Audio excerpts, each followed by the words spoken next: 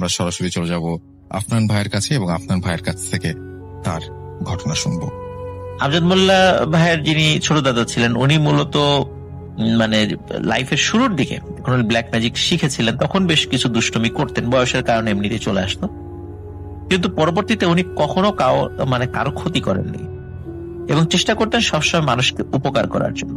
অনেক সময় অনেক মানুষ বিভিন্ন ধরনের বিপদ আপদে পড়ে বা ব্ল্যাক ম্যাজিক রিলেটেড বিভিন্ন সমস্যায় ওনার কাছে আসলে উনি চেষ্টা করতেন সেটা সমাধান করার জন্য। তো আল্লাহ যদি চাহেন তো সমাধান হতো। তো উনি অনেক ধরনের ব্ল্যাক ম্যাজিক শিখেছিলেন।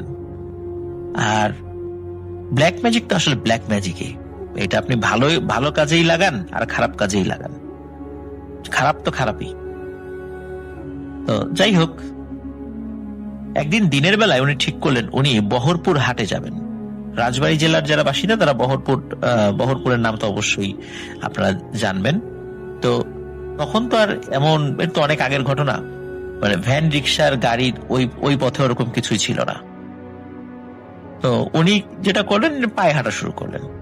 সকালবেলা হাঁটতে হাঁটতে উনি বহরপুর হাটে পৌঁছলেন। পৌঁছানোর পর হাটের কাজ শেষ করে আবার বাড়িতে ফেরা শুরু করলেন। আর বেলগাছি থেকে কিন্তু বহরপুর অনেক দূর। তো উনি হাঁটতে হাঁটতেই চলে আসলেন এবং উনি চিন্তা করলেন যে হেঁটে হেঁটে যাব, রাত হলে হবে, কোনো সমস্যা নাই, তো ভয় তো পাই না। আর মজার ব্যাপার হলো উনি তো কোনো কিছুতে ভয় পেতেনই না, বরঞ্চ ভয়ই ওনাকে পেত, এমন একটা অবস্থা।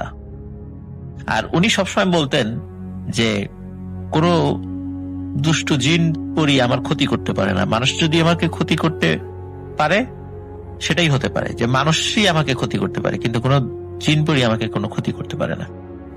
আর উনি বলতেন যে পৃথিবীতে সবচেয়ে ভয়ানক প্রাণী হচ্ছে মানুষ, কারণ মানুষই সবচেয়ে বেশি একে অন্যের ক্ষতি করে। কোন প্রাণী বা জিন, সমস্ত পৃথিবীর প্রাণী এবং জিন জাতি মিলেও মানুষকে যত ক্ষতি করে এত ক্ষতি হয়তো তারাও করতে পারবে না। তো যাই হোক, উনি মূলত মানুষকেই ভয় পেতেন বেশি। উনি বাড়ির পথে ফিরছিলেন, রাত হয়ে গিয়েছিল কিন্তু তবে বেশ রাত হলেও তখন গ্রামে তো সন্ধ্যার পরে অনেক রাত হয়ে যায়, তখন রাত আনুমানিক 10টা সাড়ে 10টা বেজে গেছে আর কি। বর্তমান সময় যদিও 10টা সাড়ে 10টা তেমন কোনো রাত না, আমরা সেভাবেই চিন্তা করি। তো উনি একা একাই আসছিলেন, তো রাস্তা কিন্তু অন্ধকার ছিল না। আর উনি চিন্তা করেছেন আরো আগেই চলে আসবে, তো এই জন্য টর্চ লাইট নিয়েও আসেননি আর কি। তো রাস্তা অন্ধকার ছিল না, অনেক রাত হলেও জ্যোৎস্নার আলো ছিল পর্যাপ্ত, এই কারণে অনায়াসে উনি অনেক দূর পর্যন্ত দেখতে পাচ্ছিলেন জ্যোৎস্নার আলোয়। তো ওনার বাসায় আসতে পায়ে হাঁটা পথ 10 মিনিট বাকি আছে এমন একটা জায়গায়। তো উনি রাস্তার পাশে দেখলেন 3জন বৃদ্ধা মহিলা। এই 3জনই ছিল সাদা কাপড় পরা, মাথার চুলগুলো সাদা ছিল, চকমক চকমক করছিল একদম, এমন সাদা চুল দূর থেকেও স্পষ্ট বোঝা যাচ্ছিল ওই অন্ধকার রাতেও এবং চাঁদনি আলোতে। তো উনি খেয়াল করেন যে এদের প্রত্যেকের হাতে 3টা খালই, 3জন ছিল, প্রত্যেকের হাতে 3টা খালই। খালই নিশ্চয়ই প্রিয় লিসেনার্স আপনারা বুঝতে পেরেছেন, বা যদি বুঝতে না পারেন আমি বলে দিচ্ছি। এটি বাঁশ দিয়ে তৈরি এক ধরনের গোল পাত্র বিশেষ, এর মধ্যে মাছ রাখে। আবার অনেকে আগে ছোটবেলায় বাজার করতে যাওয়ার সময় অনেকে এটা ইউজ করতো আর কি, খালই নিয়ে যেত। তো অনেক ছোটবেলায় আমি দেখেছিলাম, আমার বাসায় একটা ছিল, তো যদিও সেটা বেশি দিন ব্যবহার করা হয়নি। তো যাই হোক, উনি দেখছেন যে ওই 3টা বৃদ্ধা মহিলার হাতে বাঁশের খালই এবং ওরা মাঠের মধ্যে থেকে কি যেন তুলছে। উনি চিন্তা করেন কি ব্যাপার, এত রাতে গ্রামের মহিলারা তো সন্ধ্যার পরে কোথাও বের হয় না সাধারণত, আর এত রাতে 3জন মহিলা বের হয়ে এটা মাঠের মধ্যে কি করে। তো উনি একটু দাঁড়িয়ে ভালো করে লক্ষ্য করেন যে আসলে এরা কি করে। তো উনি দেখতে পান যে এই 3জন মহিলা তারা ওই মাঠের মধ্যে থেকে মাছ ধরছে, কিন্তু আজব ব্যাপার হলো মাঠে কোনো পানিই নেই, মাঠ একদম শুকনা। সেখান থেকে মাছ ধরছে আর ওই খালয়ের মধ্যে রাখছে। তো তখন তো উনি বুঝতে পেরেছেন যে এরা কোনো মানুষ না, এরা তিনটাই জিন। আর শুরুতেই বলেছি উনি কিন্তু ভয় পেতেন না, ভয় ওনাকে দেখে মানে পালাতে এমন একটা অবস্থা। তো উনি পেছন ফিরে পালাবেন কি, উনি আরো এগিয়ে গেছেন, মানে রাস্তা থেকে নেমে ওই মাঠের মধ্যে তাদের দিকে চলে গেছেন। যখন চলে গেছেন ওর মধ্যে একজন বৃদ্ধা মহিলা, সে বলতেছে যে তুই এখানে কেন এসেছিস? আমরা কি তোর কোনো ক্ষতি করছি? তুই তোর মতো যাচ্ছিলি, আমরা আমাদের মতো কাজ করতেছি, তুই এখানে কেন আসলি?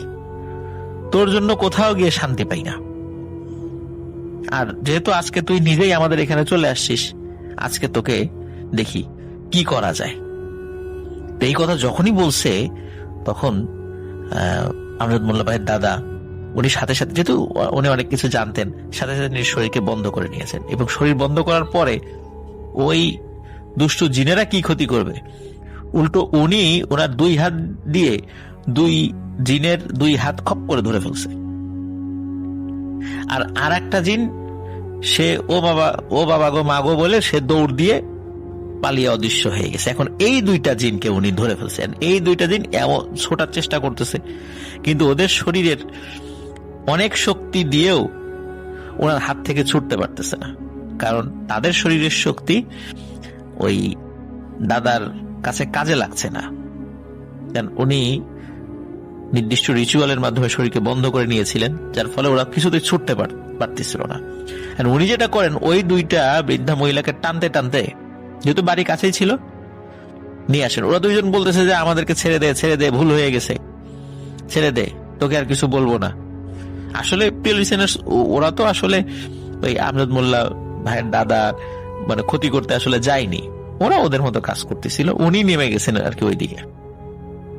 যাই হোক, ওই দুটাকে ধরে টানতে টানতে নিয়ে আসেন এবং নিয়ে এসে উনি যেটা করেন যে ওনার যে তন্ত্রমন্ত্র এটা দিয়ে ওনার বাড়ির একটা কাঁঠাল গাছ আছে, ওই কাঁঠাল গাছের সাথে ওই দুইটাকে বেঁধে রাখেন। এদিকে ওই দুইটাকে টেনে হিসড়ে আনতে গিয়ে ওনার শরীরের অনেক এনার্জি খরচ হয়েছে। তো উনি ওনার ওয়াইফকে ডাক দেন। তো ওনার ওয়াইফ দেখে যে তখন কিন্তু ঠান্ডা ছিল, ঠান্ডার সময় ওনার হাজবেন্ড একদম মানে ঘেমে অস্থির। তখন বলতেছে, কি ব্যাপার তোমার এই অবস্থা কেন, এই শীতের রাত্রে এভাবে ঘামতেছো কেন? তখন বলে যে দুইটাকে কাঁঠাল গাছের সাথে বেঁধে রাখছি। বলে দুইটা মানে দুইটাকে? বলে এই যে আসার সময় এই ঘটনা। তখন উনি ওই হাতে ল্যাম্প ছিল, কুপি যেটাকে বলি, এই কুপি নিয়ে উনি আবার ওই কাঁঠাল গাছের কাছে দেখতে গেছেন যে কাঁঠাল গাছে কি হয়। তো ওনার ওয়াইফ দেখতেছে যে কাঁঠাল গাছটা বেশ ভয়ানক ভাবে দুলতেছে ডানে বায়ে, এবং মনে হচ্ছে কাঁঠাল গাছটা কেউ ঝাঁকাচ্ছে এবং গাছের গোড়ায় কেউ আছে। ওখানে যাওয়ার পরে নাকি সুরে কান্না যে আমাদেরকে ছেড়ে দে, আমাদেরকে ছেড়ে দে, আর কখনো আসবো না, আর কখনো আসবো না তোদের কাছে। তো ওদের কান্নাকাটি দেখে এই আমজাদ মোল্লা ভাইয়ের দাদির মনে খুব দয়া হয়। তখন বলে যে এদেরকে ছেড়ে দাও, এই অযথা এদেরকে ধরে আনছো কেন, এরা কি তোমার ক্ষতি করতে গেছিল? তখন ওনার ওয়াইফের কথা শুনে বলে ঠিক আছে যাও, ছেড়ে দিলাম। তখন ওই দুটাকে ছেড়ে দেয়, ওরা চলে যায়। তো এইটুকু কিন্তু মানে প্রথম ঘটনা, মানে প্রথম ঘটনা বলতে প্রথম ঘটনার একটা অংশ। এর কিছুদিন পর আর একটা ঘটনা ঘটে। সেটি হলো যে ওই আমজাদ মোল্লা ভাইয়ের দাদা উনি বাঁশ ঝাড়ে গিয়েছিলেন বাঁশ কাটতে। তো বাঁশ, এটি মানে দিনের বেলার এটা ঘটনা যে বাঁশ ঝাড়ে বাঁশ কাটতে গেছেন। তখন ওই যখন একটা বাঁশ কাটতেছেন দেখেন ওই বাঁশের আগা থেকে মানে ভয়ানক একটা অজগর সাপ, এনাকোন্ডার মতো কালো একটা অজগর সাপ নেমে আসতেছে। তো দাদা তো বুঝতে পারছেন যে আসলে বাংলাদেশে তো এই ধরনের সাপ, বিশেষ করে পাহাড়ি অঞ্চল ছাড়া তো অজগর সাপ খুব একটা দেখা যায় না। আর তারপর গ্রাম অঞ্চলে এরকম অজগর সাপ তো কল্পনাই করা যায় না। আর বাঁশের আগা থেকে নামছে, বাঁশের আগায় অজগর সাপ থাকবে কোথায়? এটা কোনো স্বাভাবিক অজগর সাপ নয়। তো উনি যেটি করেন, সাথে সাথে আবার নিজের শরীরকে বন্ধ করে নেন এবং উনি 3টা দাগ দেন ওনার সামনে। তো অজগর সাপ একটা দাগ পার হয়েছে, কষ্ট করে আর একটা দাগ পার হয়েছে, কিন্তু 3 নম্বর দাগের উপর যখনই উঠেছে, এই 3 নম্বর দাগের উপর উঠে অজগর সাপ আর নড়াচড়া করতে পারে না। এখন সমস্যা যেটা হলো সেটা হলো যে এই অজগর সাপ, আপনারা বুঝতেই পারছেন যে এটি তো কোনো মানুষ না, এটা জিন। আর সাপের রূপ ধরে জিন এসেছে, আর কোন মানুষ তো রূপ চেঞ্জ করতে পারে না স্বাভাবিকভাবেই, জিন যেহেতু ইচ্ছাধারী। এখন যেহেতু দিনের বেলা, সেহেতু তার সুরত ধরে এসেছে, এখন ওই দাগের উপর এসে সে তার রূপকে চেঞ্জ করতে পারতেছে না। মানুষ যদি চলে আসে এখন, তখন ও আর কখনোই নিজের রূপকে পরিবর্তন করতে পারবে না। আর গ্রামের মানুষ আসলে তো ওকে পিটিয়ে মেরে ফেলবে। সে সাপ হয়েও এমন করুণ দৃষ্টিতে আমজাদ মোল্লা ভাইয়ের দাদার দিকে তাকিয়েছিল, ওই সাপের চোখের ওই করুণ দৃষ্টি ওনার মনে দয়া সৃষ্টি করে। তখন চিন্তা করেন যে ছেড়ে দেই, অযথা একে রাখলে ও জিন, ও তো মানুষের ক্ষতি করার চেষ্টা করবেই, কিন্তু আমি মানুষ হয়ে তো মানুষের কারো ইচ্ছাকৃত ভাবে কারো ক্ষতি আমি করব না, সে মানুষ হোক আর জিনই হোক। তো উনি কি করেন, উনি আবার নির্দিষ্ট রিচুয়ালের মাধ্যম দিয়ে ওই সাপকে ওখান থেকে মুক্ত করে দেন। ওই সাপ কি করে, আস্তে আস্তে আবার ওই বাঁশের মাথা দিয়ে এসেছিল, আবার সে আস্তে আস্তে উপরে উঠে অদৃশ্য হয়ে যায়। ওই দিন রাত্রে আমজাদ মোল্লা ভাইয়ের দাদা একটা স্বপ্ন দেখে যে ওই যে 3 জন বৃদ্ধা মহিলা, ওই 3 জন বৃদ্ধ মহিলা তার স্বপ্নের মধ্যে এসেছে, এবং ওদের মধ্যে থেকে একজন বলছে যে তুই আমাদের 2 বার ছেড়ে দিয়েছিস, তুই মানুষ ভালো, তো এখন থেকে আমরা তোর আর কোনো ক্ষতি করব না বা ক্ষতি করার চেষ্টাও করব না, এবং পারতপক্ষে সামনেও আসবো না। যদি কখনো প্রয়োজন হয় আমাদেরকে ডাকবি, তাহলে আমরা যদি পারি উপকার করার চেষ্টা করব। তো এই কথা বলে স্বপ্নের মধ্যে তারা চলে যেতে যায়। তবে ওই সময় ওই স্বপ্নের মধ্যেই আমজাদ মোল্লা ভাইয়ের দাদা বলেন যে ঠিক আছে, যদি কখনো প্রয়োজন হয় তো তোমাদেরকে ডাকবো। তো ওরাও খুশি হয়ে ওই স্বপ্নের মধ্যে বিদায় নেয়। পরে আমজাদ মোল্লা ভাই দাদার ঘুম ভেঙে যায়। তখন উনি খুশি হন যে যাক, ওরা অন্তত জিন জাতি হইলেও, দুষ্টু জিন হইলেও অন্তত ওদের মধ্যে একটা কৃতজ্ঞতা বোধ কাজ করেছে যে না, ওদেরকে 2 বার ছেড়ে দিয়েছি, আমি চাইলে তাদের ক্ষতি করতে পারতাম, সে ক্ষমতা আমার ছিল, সেই সুযোগও ছিল, কিন্তু সেটা না করায় ওরা খুশি হয়েছে। যাই হোক, এর কিছুদিন পরে ওই এলাকায় এক জাদুকর আসে। তখনকার দিনে গ্রামে গ্রামে ঘুরে ঘুরে বিভিন্ন জাদুকররা জাদু দেখাতো, বিভিন্ন ধরনের ভয়ানক জাদু দেখাতো। তো ওই এলাকায় ওই বেলগাছি গ্রামে একজন জাদুকর আসে। সেই জাদুকর কি করতো, তার সাথে একটা বাচ্চা ছেলে থাকতো, এটা তারই ছেলে। সে ওই ছেলের হাত পা কেটে আলাদা করে ফেলতো এবং আবার জোড়া লাগিয়ে দিত। আর এই জাদুকর কি করতো, ওই যে একটা ঢোল নিয়ে যেত, ওই ঢোল নিয়ে গিয়ে ঢোল পিটাতো। তখন গ্রামের লোকজন চলে আসতো, স্পেশালি গ্রামের যারা মহিলারা আছে তারা কি করতো, ওই ধান, চাল, ডিম এইগুলো দিত, কেউ কেউ টাকাও দিত। তো এটাই ছিল ওই জাদুকরদের আয়ের মূল উৎস আর কি। তো ওই জাদুকর ওই গ্রামে আসে, সে জানতো যে আমজাদ মোল্লা ভাইয়ের দাদা, সেও ভালো তন্ত্রমন্ত্র জানে, মূলত তাকে চ্যালেঞ্জ করার জন্যই সে সেখানে আসে। সে সেখানে আসে এবং আসার পরে সে বলে যে তোমাদের সকলের সামনে আমার ছেলের মাথাকে আমি 2 ভাগ করে ফেলবো, তার বডি থেকে মাথা আলাদা করে ফেলবো, এবং আবার আমি জোড়া লাগিয়ে দেব। আমি শুনেছি যে তোমাদের গ্রামে নাকি খুব ভালো একজন কবিরাজ আছে, তো দেখি আমার এই জাদুর উপর সে কোনো প্রভাব বিস্তার করতে পারে কিনা। যদি প্রভাব বিস্তার করতে পারে তাহলে আমি বুঝবো যে হ্যাঁ, সত্যি সে কিছু জানে। এরপর ওই জাদুকর কি করে, তার হাতে থাকা ধারালো একটা অস্ত্র দিয়ে নিজের ছেলের মাথা এক কোপে বডি থেকে আলাদা করে ফেলে। মানে গল গল করে রক্ত বের হচ্ছিল, এলাকার মহিলারা ভয়ে চিৎকার চেঁচামেচি শুরু করে দিল। এই সুযোগে জাদুকর মহিলাদেরকে বলতেছে যে দ্রুত আমার জন্য সবাই 1 কেজি করে চাল এবং 10 টাকা করে সবাই দিবা, না হলে কিন্তু তোমাদের বাচ্চাদেরও রাতের বেলা এরকম মাথা আলাদা হয়ে যাবে। এই কথা শুনে গ্রামের মহিলারা খুব ভয় পায়, যার যার বাড়ি থেকে চাল টাকা এগুলা নিয়ে আসতে শুরু করে। এই খবরের দিকে আমজাদ মোল্লা ভাই দাদার কাছেও পৌঁছে যায় যে এই ধরনের ঘটনা ঘটতেছে এখানে।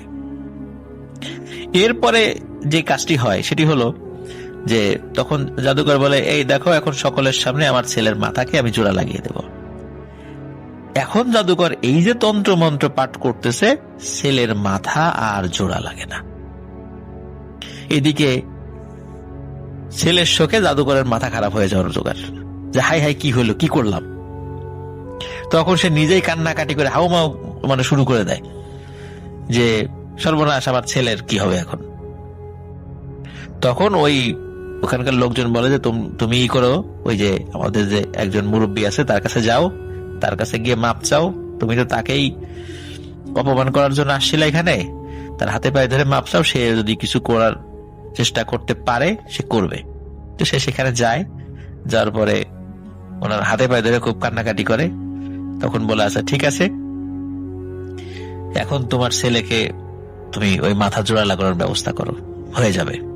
সত্যি জাদুকর তখন আবার যখন তার তন্ত্রমন্ত্র প্রয়োগ করে ঠিক হয়ে যায়, এবং ওই জাদুকর তাকে গুরু মেনে ওইখান থেকে চলে যায়। তো প্রিয় লিসেনার্স, এটা একটা বিষয় আপনাদেরকে একটু ক্লারিফাই করে দিই আমি এই জায়গাটা। সেটা হচ্ছে যে আপনারা অনেকেই মনে করতে পারেন এটা কিভাবে সম্ভব, এটা কি সম্ভব কখনো? তো আমি শুরুতেই বলেছি যে এই ধরনের তন্ত্রমন্ত্র দিয়ে এক ধরনের ইলিউশন সৃষ্টি করা হয়। অ্যাকচুয়ালি আসলে মানুষ হত্যা করাই হয়নি, এক ধরনের মানে ভ্রমের মধ্যে মানুষ থাকে। তবে হ্যাঁ, এটা সত্য যে যার উপর এটা প্রয়োগ করা হয় সে ওই সময় সেন্সলেস থাকে বা এরকম কিছু একটা অবস্থায় থাকে। আর আমরা এখন বিভিন্ন সময় জাদু দেখি যে হাত পা কেটে আলাদা করে ফেলতেছে, এগুলো টোটালি কিন্তু মানে টেকনোলজি এবং মানে কারসাজি, প্রযুক্তি এবং বিভিন্ন ধরনের কারসাজি। এটা মূল জাদু বলে কিছু না। কিন্তু অ্যাকচুয়ালি ওই এখন যেটা বললাম যে জাদুকর যেটা করেছিল এটা কিন্তু সত্যি জাদু। তো যাই হোক, এরপরে যেটা হয় সেটা হলো যে আমজাদ মোল্লা ভাইয়ের দাদা, উনি ওনার এলাকার নাসির হুজুর নামে একজন খুব আল্লাহ লোক ছিলেন, তো তার কাছে বায়াত গ্রহণ করেন এবং এই সব ধরনের জাদু, এই সমস্ত কালো জাদু সব যা জানতেন সবকিছু ছেড়ে দেন এবং একদম টোটালি উনি নিজেকে বদলে ফেলেন এবং উনি একজন ইমানদার পরহেজগার মুসলমান হয়ে যান। 2004 সালে আমজাদ মোল্লা ভাইয়ের দাদা মারা যান এবং উনি যেদিন মারা যান, ওই যে কাঁঠাল গাছের কথা বলছিলাম প্রিয় লিসেনার, যে কাঁঠাল গাছের 2টো জিনকে উনি বেঁধে রেখেছিলেন, উনি মারা যাওয়ার মানে যেদিন মারা যান ওই দিনই ওই কাঁঠাল গাছের পাতা আস্তে আস্তে শুকিয়ে যেতে থাকে এবং সবাই বলে যে উনি যেদিন মারা যান সেদিন ওই কাঁঠাল গাছও মারা গিয়েছিল। কাঁঠাল গাছের সাথে ওনার কি সম্পর্ক ছিল এটি নিশ্চিত না, আমজাদ মোল্লা ভাই ওই বিষয়ে নিশ্চিত করে কিছু বলতে পারেননি।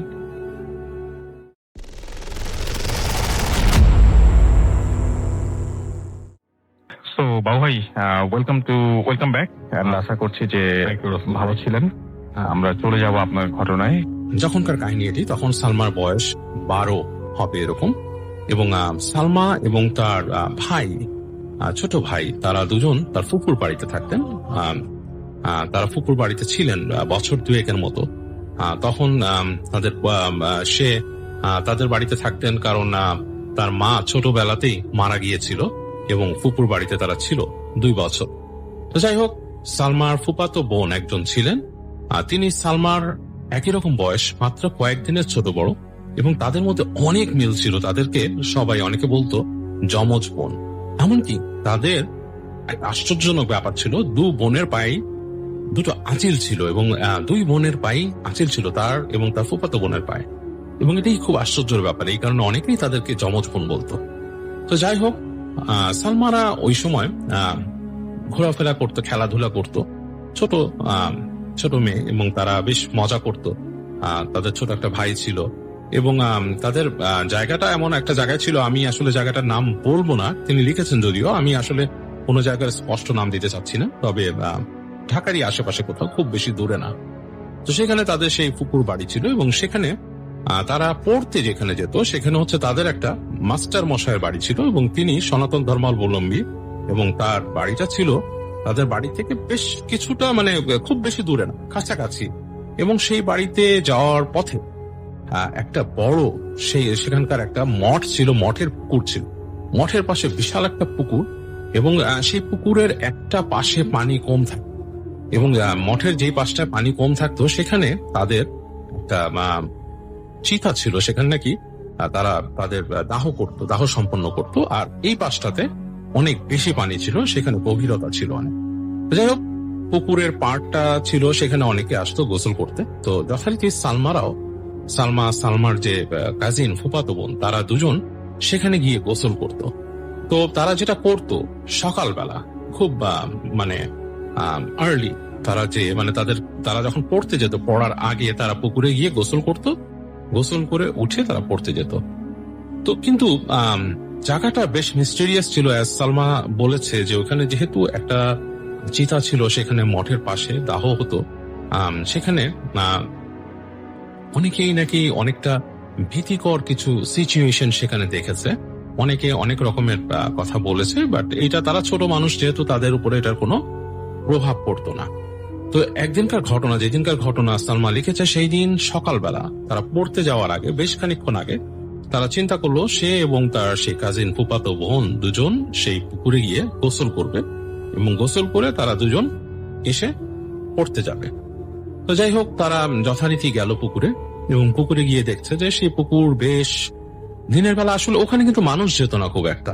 পুকুরের এক পাশ দিয়ে রাস্তা ছিল উঁচু, সেই রাস্তা দিয়ে হেঁটে হেঁটে চলে যেতে হতো। সেই যে তারা যার কাছে পড়তে যেতেন, তাকে তারা কাকু ডাকতেন, সেই কাকুর বাড়িতে ভেতরে, সে ঠাকুর বাড়ি বলতো, সেই ঠাকুর বাড়িতে যেত পড়তে একটা রাস্তা দিয়ে, এবং তার পাশেই পুকুরটা। কিন্তু পুকুরটার আশেপাশে মানুষ থাকতো না, মানুষ আসতো না খুব একটা।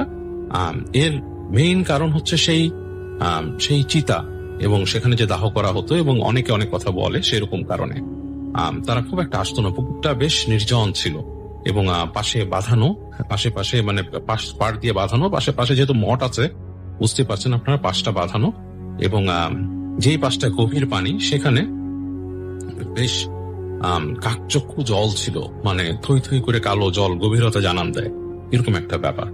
আর পাড়ে একটা জায়গায়, যেখানে তাদের মানে পুকুরে পাড় ছিল, সেখান দিয়ে ঘাটের পাশ থেকে আস্তে আস্তে সিঁড়ি নেমে গেছে, কিছুটা সময় অগভীর, আস্তে আস্তে স্লোপ গেছে নিচে। তো সেখানে দাঁড়িয়েই তারা দাঁড়িয়ে গায়ে সাবান দিত বা গোসল করতো, পানিতে নেমে এরকম করতো। তো যাই হোক, সেদিন সকালে তারা পুকুরে যায়, বেশ থমথমে পরিবেশ, পুকুরে আশেপাশে কেউ নেই, নির্জন, এবং কোনো পাখিও ডাকছে না, এরকম একটা ব্যাপার। তো সালমা এবং তার বোন দুজন পুকুরে পাড়ে যায়, এবং গিয়ে পুকুরে নামে, পা ডুবিয়ে বসে থাকে, কিছুক্ষণ নিজেরা দুষ্টুমি করে, গল্প করে। তো সালমার বোন যে ছিল, তিনি আগে নেমে যান পুকুরে, পানিতে নেমে সে যে অগভীর অংশে নেমে লাফঝাপ দেয়। তারপর সে বলে যে আমি এখন সাঁতার কাটবো, আমি গোসল করবো, ডুব দিব, সাঁতার কাটবো। তো সে নেমে যায়, গোসল করছে। সালমাও কিছুক্ষণ বসে থেকে বলে, আচ্ছা ঠিক আছে, তুই যা, আমিও নেমে সাঁতার কাটছি, তোর কাছে আসতেছি। তো এই বলে সালমা আস্তে আস্তে, তার বোন তখন দূরে চলে গেছে, ডুব দিচ্ছে পানিতে। তো সে দূরে, মানে বেশ খানিকটা দূরে, কয়েক হাত দূরে আর কি, যেখানে সাঁতার কাটা যায়। তো সেখানে গিয়ে সাঁতার কাটছে, সালমাও পানিতে নামলো, বা 2 পা করে পানিতে ডুবে গেল। সে ফিল করলো যে পানিটা ইউজুয়াল যে সাধারণ টেম্পারেচার থাকে তার থেকে বেশ খানিকটা ঠান্ডা, মানে পাটা বেশ শীতল লাগছে। তো তার গা একটু কাটা দিল। তো সে পাড়া দিতে দিতে 2-3 পা পাড়া দেওয়ার পর তার হঠাৎ মনে হলো তার পায়ের তলে একটা নারকেলের মতো কিছু একটা তার পায়ের নিচে পড়েছে। নারকেল যদি খোসা সহ থাকে, যেরকম একটা ব্যাপার হয় সেরকম। তো সে ভাবলো হয়তো কোনো নারকেলের খোসা বা কিছু একটা তার পায়ের তলে পড়েছে, এটা ভেবে সে আবার একটা পা দিল। তো যখন সে আরেকটা পা দিল, দেখলো যে পানির তল থেকে ঘুরে একটা হাতের মতো উঠলো, মানে পানির ওপরের দিকে। লাইক কোনো মানুষ যদি শুয়ে থাকে সেখানে, শুয়ে যদি পানির নিচে গড়িয়ে ওঠে, মানে একটা মরা মানুষ যদি কোথাও গড়িয়ে পানির তলে গড়ায় তাহলে যেরকম লাগে, কাইন্ড অফ লাইক আপনার দেখবেন ভেসে থাকে কিংবা হাতগুলো এরকম হয়ে যায়। দেখছে যে সেরকম একটা হাত, এবং হাতটা বেশ শুকনা এবং হাতের মধ্যে আঙুলগুলো বেশ ফাঁক ফাঁক অবস্থা। এরকম করে ঘুরে এসে তার একটা পায়ের মধ্যে লাগলো, এবং একটা পায়ের মধ্যে যখন লাগলো সে ফিল করলো পাটা যখন নাকি হাতটা লেগেছে তখন হাতটা একভাবে ছিল, কিন্তু তার পায়ে লাগার সাথে সাথে একটু পানির নিচে ছিল, একটু পানির উপরে আঙুলগুলো। সে দেখলো যে আঙুলগুলো একসাথে হয়ে গেল, মানে তার পাকে আঁকড়ে ধরলো, এবং সে তখনই একটা চিৎকার শুনলো। চিৎকারে সে দেখলো যে তার বোন যে আছে সে কয়েক হাত দূরে, সে চিৎকার করছে, তার পাও কিছুতে আটকে গেছে, এবং সে দেখলো যে মনে হলো যে পানির তলে হালকা একটা আলোড়ন হচ্ছে। তো সেও চিৎকার শুরু করলো প্রচন্ড জোরে, সালমাও চিৎকার করছে, তার বোনও চিৎকার করছে। তো এই চিৎকার অনেকক্ষণ ধরে তার চিৎকার করছিল, কতক্ষণ চিৎকার করছে তাদের খেয়াল নেই। তখন সে দেখলো একটু পরে পাড় দিয়ে দৌড়ে আসছে একটা ছেলে, তাদের সাথে পড়তো শাহিন নামে। সে দৌড়ে আসছে, তার সাথে সেই কাকা যে তাদেরকে পড়াতো, সেই ঠাকুর বাড়ির সেই কাকা, তিনিও দৌড়ে আসছেন। তো দুইজন যখন আসলেন, এসে তাদেরকে বলল যে কি হয়েছে, তখন সালমা খেয়াল করলো যে তার পায়ের থেকে যে হাতটা চেপে ধরেছিল সেটা ছেড়ে গেছে। সালমা উঠে আসলো, সে কাঁদছে অনবরত। সে তাকিয়ে দেখলো তার বোন উঠে আসছে না। সে তো বোনকে চিৎকার করে ডাকলো, উঠে আয়, উঠে আয়। তো বোন দেখলো যে তার বোন কাঁদতে কাঁদতে একসময় সেও উঠে আসলো। তো তাদেরকে জিজ্ঞেস করলো কি হয়েছে। তো সেই কাকু যিনি ছিলেন, যিনি ঠাকুর বাড়ির কাকু, তিনি বললেন যে আমি শুনলাম যে আমাকে শাহিন বললো তোদেরকে নাকি এখানে দেখছে পানিতে তোরা দুজন সাঁতার কাটতেছিস, তো হঠাৎ করে তোদের চিৎকার শুনলাম। আমি ভাবছিলাম যে আমাদের পাশের বাড়ির একটা বাচ্চা ছেলে আছে, সে চিৎকার করেছে, কিন্তু শাহিন আমাকে বললো যে তোরা দুজন পানিতে সাঁতার কাটতেছিস, তোরা চিৎকার করতেছিস। এই চিৎকার শুনে তারপর আমি আসলাম। তোরা এখানে কেন এরকম আসছিস, একা একা আসিস না, ঠিক করিস না। আমাদের এখানে আমাদের এক ঠাকুমাকে পোড়ানো হয়েছিল, তারপর থেকে অনেকে এরকম ভয় পায়, এবং আমার মনে হয় সেই ঠাকুমার প্রেতাত্মাই তোদেরকে এরকম ধরছিল। তো যাই হোক, এরকম একটা কথা সেই কাকু বলেন, এবং খুব ভয় পান সালমারা। এবং সালমার বড় ফুফাতো বোন যে, সে তো চলে আসে সেখানে খবর পেয়ে, এবং এসে তাদেরকে নিয়ে যায়। নিয়ে তাদের দুজনকে আলাদা আলাদা জিজ্ঞেস করে তাকে এবং তার সেই ফুফাতো বোনকে যে কি দেখেছিস তোরা, কি হয়েছিল। তো দুইজনে একই কথা বলে যে এরকম এরকম কাহিনী এরকম ঘটেছে, এবং এটা শুনে তিনি তাদেরকে তাড়াতাড়ি বাসায় নিয়ে যান, বা তাদেরকে মানে আর কি বাসায় নিয়ে শুশ্রূষা করেন, এবং তারা ভয় পেয়েছিল অনেক। তাদেরকে ঠিক মতো আর কি ঝাড়ফুঁকের ব্যবস্থা করেন, দোয়া টোয়া পড়ার ব্যবস্থা করেন, এবং তাদেরকে আর ওই পুকুরে যেতে দেননি।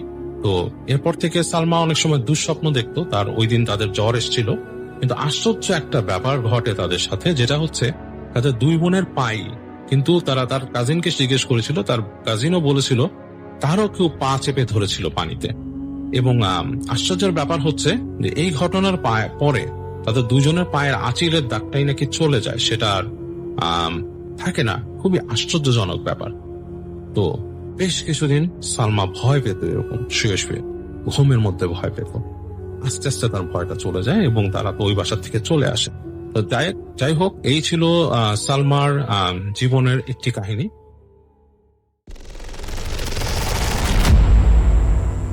মুহূর্তে আছেন আপনাদের সবার প্রিয় ডক্টর আলিফ, এবং যার ঘটনা আপনারা সবসময় শুনতে চান, শুনতে পছন্দ করেন, শুনতে ভালোবাসেন। এবং আমন্ত্রণ জানাচ্ছি আমাদের আজকের এই এপিসোডে ঘটনা শেয়ার করার জন্য। বুকের ভেতরটাই কেমন যেন করছিল, তা বোঝানোর ভাষা আমার নেই। এদিকে তুষারের বাবা পশুর মতো আচরণ করছিলেন। ঠিক তখনই ধুম করে একটা শব্দ হলো। আমি আমার কানে শুনতে পেলাম আমির সাহেব বলছে, ভেতরে যাও, অঘটন ঘটিয়ে দিয়েছে জানোয়ারটা, আমরা দেখছি ওকে। এটা শোনার পর আমি টের পেলাম তুষারের বাবা দৌড় দিয়ে চলে যাচ্ছেন, আর তার পিছু নিয়েছেন আমির সাহেব।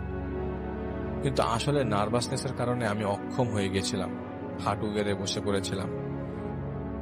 কানে শুনতে পাচ্ছিলাম তুষারদের ঘর থেকে কান্নাকাটি, হট্টগোলের শব্দ, আর আমার পেছন থেকে বেশ কয়েকটা টর্চের আলো এসে পড়ছিল।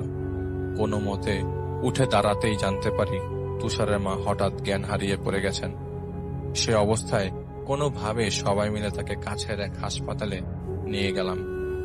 সেখানে ডাক্তাররা চিকিৎসা করছিলেন, আর রাত তখন 10টা। রাত 1টার দিকে জানতে পারা যায় তুষারের মার ব্রেন স্ট্রোক হয়েছে।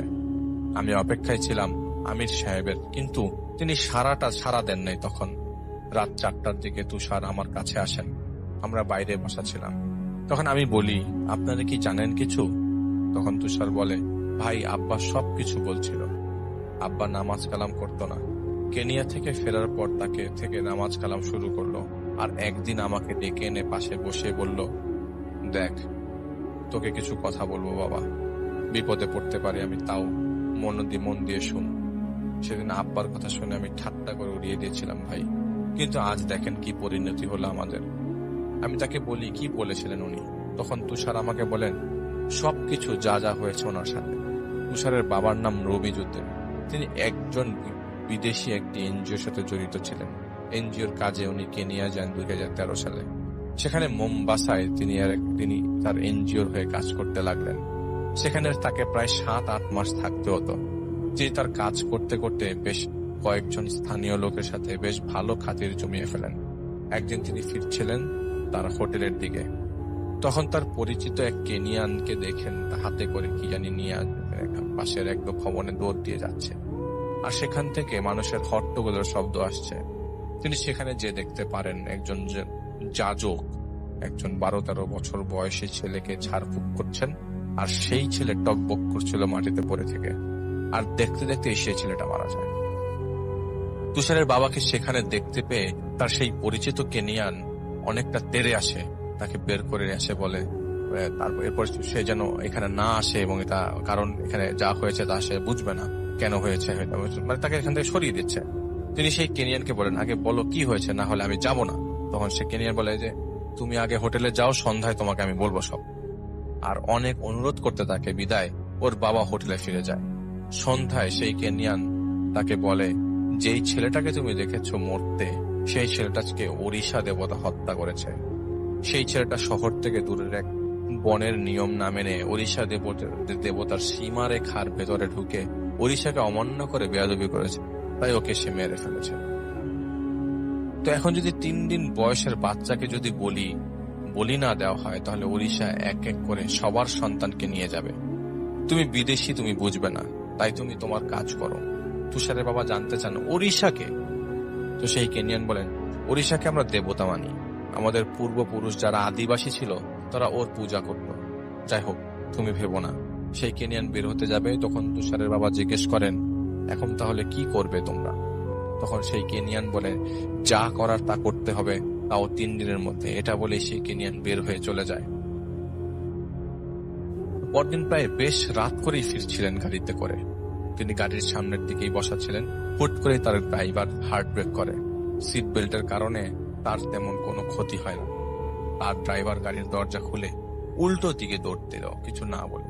তিনি সামনের দিকে তাকিয়ে দেখতে পান পাশের পার্কিং এর দিকে প্রায় 8 ফিট লম্বা আলখেলা পরা মাথা ঢাকা একটা অবয়ব দাঁড়িয়ে আছে, একটা বড় ছুরি হাতে নিয়ে। আর তার পায়ের দিকে একটা মানুষ পড়ে আছে, যার চারপাশ থেকে তাজা রক্ত সে রাস্তায় পাশে পার্কিং এর চারপাশে ছড়িয়ে পড়ছিল। তখন তিনি আতঙ্কে সিট বেল্ট খুলে বের হতে হতেই দেখতে পান কোনো কিছুই নেই, সবকিছুই উধাও। না আছে মানুষের লাশ, না আছে এমন কেউ যার হাতে বড় ছুরি। এবার তিনি গাড়ির দিকে তাকিয়ে দেখতে পান গাড়ির সামনে দিক দুমড়ে মুচড়ে গেছে। তিনি অবাক হলেন, কারণ হার্ট ব্রেক এখানেই করেছিল সেই ড্রাইভার, আর গাড়িটা ঘুরেও নেই। এখন এখানে ফাঁকা রাস্তায় এমন কিসের সাথে দাড়ি ধাক্কা লেগে এমন হলো তিনি বুঝতেই পারলেন না। হতভম্ব হয়ে সেভাবেই তার হোটেলে ফিরে যান, আর তার এনজিও কে গাড়ির ব্যাপারে কেবল জানান। তিনি ভাবতে লাগলেন যে কি দেখলেন তিনি, আর কিভাবে মানে এটা করায় গাড়িটার এই হাল হলো। সেই রাতে তিনি ঘুমিয়েছিলেন। ঘুমের মধ্যে তিনি দেখতে পান কালো কুচকুচে একটা সাপ, যা মানুষের হাতের মতো মোটা। সেই সাপটা সেই ছেলেটাকে গিলছে যেই ছেলেটা সেদিন তার চোখের সামনে ছটফট করে মারা যায়। তিনি দেখতে পান সেই মুহূর্তেই সেই গাড়িটা সেই সাপ তার দিকে এগিয়ে আসছিল, যে গাড়িতে করে তিনি আসছিলেন, এবং তিনি নিজেকেই গাড়ির সামনের দিকে বসে থাকা অবস্থায় দেখতে পাচ্ছিলেন। তো আর সেই গাড়িটা সেই সাপটার উপর দিয়ে যাওয়ার সময় সাপটা সরে যায়, আর সেই মৃত ছেলেটার শরীরের উপর দিয়ে চলে যায়। ছেলেটার শরীর দিয়ে ফিনকি দিয়ে রক্ত পড়ছিল। আর তিনি দেখতে পান ধীরে ধীরে একটা বড় কালো সাপ, লম্বায় 6 থেকে 7 ফুট, অনেকটা লেজে ভর দিয়ে ঢুলতে ঢুলতে সেই ছেলেটার দিকে যাচ্ছে দাঁড়ানো ভঙ্গিতে। সাপটা এমন ভাবে দুলছিল যা দেখে মনে হবে যেন মোহে আবিষ্ট হয়ে আছে। আর সেই মুহূর্তে সেই সাপের সাথে ওনার চোখাচোখি হয়ে যায়। সাপটা মুখ হাঁ করে হিস হিসে দ্রুত বেগে তার দিকে ছুটে এসে তাকে একটা ছোবল দেয়, আর সাথে সাথে তার ঘুম ভেঙে যায়। তিনি ঘামছিলেন, ভয় পেয়ে গিয়েছিলেন। তিনি উঠে পানি খেতে যাচ্ছিলেন, তখন তিনি একটা শব্দ শুনতে পান পাশের স্টাডি রুম থেকে। তিনি সেখানে যেয়ে দেখতে পান তিনি চেয়ারে বসে আছেন, সারা শরীরে রক্তের ছিটা, আর তার হাঁটুর কাছে হেলান দিয়ে পড়ে আছে সেই কেনিয়ান ড্রাইভার যে গাড়ি রেখে পালিয়ে গিয়েছিলেন। তিনি দেখছিলেন যিনি নিজেই ছোট্ট একটা ছুরি দিয়ে আঁচড় কাটছিলেন সেই কেনিয়ান লোকটার বুকে। সেই সময় তার সাথে তার মতো দেখতে লোকটা তার সাথে চোখাচোখি হয়ে যায়। তখন সেই লোক ছুরি দিয়ে তাকে গলাটা কেটে ফেলে, তার দিকে বসা অবস্থায় লাফ দিয়ে তেড়ে আসে, আর এবার সত্যি সত্যি ঘুম ভেঙে যায়। তিনি স্বপ্নের মধ্যে স্বপ্ন দেখছিলেন। এমন চরম বাজে এক অভিজ্ঞতার কারণে তার আর ঘুম আসছিল না, তাই তিনি তার হোটেলের নিচে নেমে পায়চারি করছিলেন। স্বপ্নের মধ্যে স্বপ্ন কিন্তু দেখছিলেন তিনি। আবারও বলি, ভাবছিলেন গতকাল তিনি দেখলেন ছেলেটা মারা গেল, আর আজ ঘন্টাখানেক আগে রাস্তায় যা ঘটলো, আর এখন তিনি স্বপ্নের মধ্যে স্বপ্ন দেখে যা দেখলেন, এসব কিছু কি এক সুতায় গাঁথা? এসব ভাবনায় আর তিনি ঘুম আসে নাই। সকালে তিনি তার সেই পূর্ব পরিচিত কেনিয়ানকে খুঁজতে শুরু করেন, যার নাম কেনান। কেনানকে তিনি জিজ্ঞেস করেন সেদিন সত্যি করে বলতে কি হয়েছিল। তখন কেনান বলে যে তুমি বিশ্বাস করবে না। রুমিজউদ্দিন বলেন যে না, তুমি বলো, আমি শুনি। তখন কেনান বলে সেই ছেলেটাকে ওড়িশা ধরেছিল। ওড়িশাকে আমাদের দাদা পরদাদা দেবতা মানে। এখন চার্চের ফাদার এসে না বুঝে পানি ছিটিয়েছে আর পবিত্র করতে চেয়েছিল ছেলেটাকে, কিন্তু এতে ওড়িশা রেগে যেয়ে ছেলেটাকে মেরে ফেলেছে। এখন ওড়িশার রাগ কমাতে 3 দিন বয়সের বাচ্চার বলি দিতে হবে, না হলে সে কাউকে ছাড়বে না। তখন রমিজ সাহেব জিজ্ঞেস করেন এটা কি করে সম্ভব? মাসুম শিশু বলি, এটা কেমন কথা? তখন কেনান তাকে বলে দেখো, এখানে কানা ঘোষা চলছে তোমাকে নিয়ে, আমাদের নিয়ে তুমি ভেবো না। আমার মনে হচ্ছে ওড়িশার নজর তোমার উপরেই পড়েছে। আমি জেনেছি তোমার গাড়ির ড্রাইভার পালিয়ে গিয়েছিল। কেন জানো? সে আমাদের বলেছে সেই মারা যাওয়া লোকটার গাড়ি চলা অবস্থায় উপর থেকে এসে তোমার গাড়ির উপর পড়েছে, আর অদূরেই তো একটা মাম্বা, ব্ল্যাক মাম্বা সাপ ছিল। ওড়িশার প্রতীক হচ্ছে বাঘের মাথা ফোনা তোলা সাপ। এই জন্যই তোমার ড্রাইভার পালিয়ে গেছে, যাতে করে সে যেন বিপদে না পড়ে। তখন রমিজউদ্দিন বলেন কি আজব কথা বলছো, আজকাল এমন হয় নাকি? দূর। কেনান তাকে বলে তুমি চলে যাও এখান থেকে, নাইলে তোমার বিপদ আসবে। আমি জানি বিশ্বাস করবে না আমার কথা, তাও পারলে চলে যাও। বলে কেনান চলে যাবে। ঠিক তখন রমিজ সাহেব বলেন আচ্ছা, ওড়িশার কথা যে বলছো সে কি করে, মানে সে কিভাবে শাস্তি দেয়? তখন কেনান বলে সে তোমার স্বপ্নে আসবে, আয়নায় আসবে, তোমার সুরত ধরে আসবে, তোমাকে ধাওয়া করবে, তোমার স্বপ্নে এসে তোমাকে আর ঢুকতে দেবে না তোমার শরীরে। আর কিছু জানতে চাও? আর কিছু জানতে চেও না। রমি সাহেব বলেন তোমরা কি সত্যি সত্যি বলি দিবে 3 দিনের বাচ্চা? কেনান বলে দেখতে চাও? রমিজউদ্দিন বলেন যে না। তখন কেনান বলে ভালো থেকো, যদি অস্বাভাবিক কিছু দেখো আমাকে জানাবে যত তাড়াতাড়ি পারো। কেনান সেখান থেকে চলে যায়। বিকেলের দিকে কাজ শেষ করে রমেশ সাহেব তার হোটেল রুমে ফিরে আসেন। তিনি কেনানের কথাগুলো ভাবছিলেন। সেই সময় তিনি বুঝতে পারেন যে তার বাথরুমে কেউ আছে। তিনি উঠে 2 পা এগুতেই দেখতে পান বাথরুমের গেট হালকা চাপানো, শুকনো গলে যাওয়া চামড়া জড়ানো আঙ্গুল দিয়ে দরজা কেউ ভেতর থেকে ধরে টানছে। তিনি ভয় পেয়ে সরতে যাবেন, সেই মুহূর্তে তিনি দেখতে পান সেই অল্প একটু ফাঁকা জায়গা দিয়ে তার মতোই দেখতে একজন মানুষ উকি দিচ্ছে, যার চেহারাটা পচে গলে গিয়েছে আর এক চোখে কিছু একটা বিধে আছে। তিনি ভয় পেলেও তিনি অনেক সাহস নিয়ে সেই দরজায় লাথি মারেন, দেখার জন্য যে কেনান কি ভয় দেখাচ্ছে নাকি অন্য কিছু। এটাই ছিল তার অবচেতন মনে করা প্রথম ভুল। দরজা সরে যায় আর তিনি ভেতরে কাউকেই দেখতে পান না। তিনি বুঝতে পারছিলেন না কি হলো।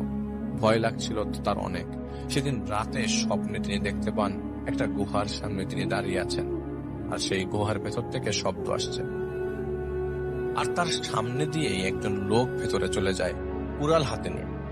তিনি সেই গুহার ভেতরে ঢুকে দেখতে পান মোম সাজানো গোল করে, আর চারপাশ থেকে গম গম শব্দ মোহময় সুরধ্বনি ভেসে আসছিল।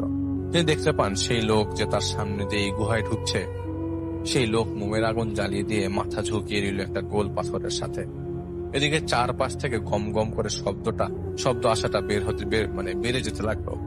হঠাৎ সেই লোকটার পাশে কোথা থেকে সেই আলখেলা পরা সত্তাটা এসে পড়ে তাকে, যাকে তিনি রাস্তায় দেখেছিলেন বড় ছুরি হাতে। সাথে সাথে সেই ছুরি দিয়ে ঝুঁকে থাকা লোকটার মাথা তিনি বিচ্ছিন্ন করে ফেলে, সেই আলখেল্লা পরা জীবটা। আর পাগলের মতো উন্মত্ত হয়ে সেই জীব সেই মাথা বিচ্ছিন্ন লোকটির দেহকে ছিন্ন ভিন্ন করতে শুরু করলো, যার শরীর তখনও কাঁপছিল, কাতরাচ্ছিল, আর তখনও বিচ্ছিন্ন হয়ে যাওয়া অংশ থেকে গলগলিয়ে রক্ত ঝরছিল। তার পেট চিরে এক এক করে অর্গ্যান গুলো খুলে তুলে নিয়ে আলাদা আলাদা জারের ভেতরে হলুদাব পানির ভেতর রাখছিল। সে সময় ঘাড় ঘুরিয়ে তার দিকে সে তাকানো সেই আলখেলা পড়া জীবটি তখনই দুই হাত পা চার পায়ের জন্তুর মতো হিস হিস করতে করতে দৌড় দিয়ে আসতে থাকে তার দিকে, অনেকটা শূন্যে লাফিয়ে এসে তার গলায় বাঘের মতো করে থাবা দেয় সেই জীব। আর তখনই ব্যথায় তার ঘুম ভেঙে যায়। তিনি উঠে পড়েন, আর আয়নার সামনে যে দেখতে পান তার গলায় 3টা আঁচড়ের দাগ, যা থেকে রক্ত ঝরছে। তিনি গলায় কাপড় চেপে নিচে নেমে হোটেল স্টাফদের বলতে লাগলেন তার গলা কেটে গেছে, তাকে ডাক্তারের কাছে নিতে হবে। ডাক্তারের কাছে নেওয়ার পর নার্স তার গলায় চেপে রাখা কাপড় সরালে যাবে দেখতে পায় যে তার গলা একদম ঠিক, কিছুই হয়নি, অথচ তিনি যন্ত্রণায় কাতরাচ্ছিলেন। ডাক্তার ভালো করে পরীক্ষা করে বলেন যে কোনো ইনজুরি নেই, তার গলায় তার সবকিছু ঠিক আছে, মানে একদম পারফেক্ট। এদিকে তার এনজিও লোকজন সেখানে আসেন আর তার এই অবস্থা দেখে তাকে কয়েকদিন দেশ থেকে ঘুরে যেতে বলেন। তাই তিনি তার পরের দিন বাংলাদেশে ফিরে আসেন। দেশে ফেরার পর থেকে ওনার কানে সবসময় ফিস ফিস করার শব্দ আসতো, আর প্রায় সময় তিনি দেখতে পেতেন আক্রমণাত্মক ব্ল্যাক মাম্বা সাপ, কখনো ঝোপঝাড় থেকে, কখনো বিছানার নিচে, আবার কখনো কোনো কিছুর পাশ থেকে হুট করে বের হয়ে 3-4 হাত উচ্চতা নিয়ে তার দিকে তাকিয়ে হা করে হিস হিস করে তারপরেই এমন ভাবে আবার সেদিকে চলে যায় যেদিক থেকে এসেছিল সাপটা। যা দেখে তিনি আর সহ্য করতে না পেরে একজন হুজুরের কাছে যান। যেহেতু তিনি নামাজি ছিলেন না, তাই হুজুর তাকে নামাজ পড়ার পরামর্শ দেন। সেদিন রাতে তিনি স্বপ্নে দেখতে পান কেনান আর তার তার পাশে কয়েকজন লোক হেঁটে হেঁটে এগিয়ে যাচ্ছে উঁচু নিচু পথ ধরে জঙ্গলের ভেতরে কোথাও।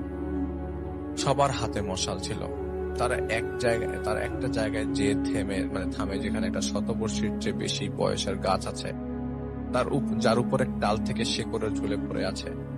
তিনি দেখতে পান কেনান একদিকে দাঁড়িয়ে কি যেন করছিল, আর বাকি লোকজন একটা ছোট গামছার মতো কিছু একটা সেই গাছের নিকট রাখলো। আর তার চারপাশে কিছুটা দূরে সরে যে সবাই গোল হয়ে দাঁড়িয়ে রইল। একজন বয়স্ক আদিবাসী সম্প্রদায়ের আফ্রিকান লোক এসে হাঁটু গেড়ে মাথা নুয়ে কি যেন করছিল, আর তখনই সেই পুটলির চারপাশে গোলবৃত্তর মতো হয়ে আগুন জ্বলে উঠল। সেখানে উপস্থিত লোকেরা কি যেন বলতে শুরু করে।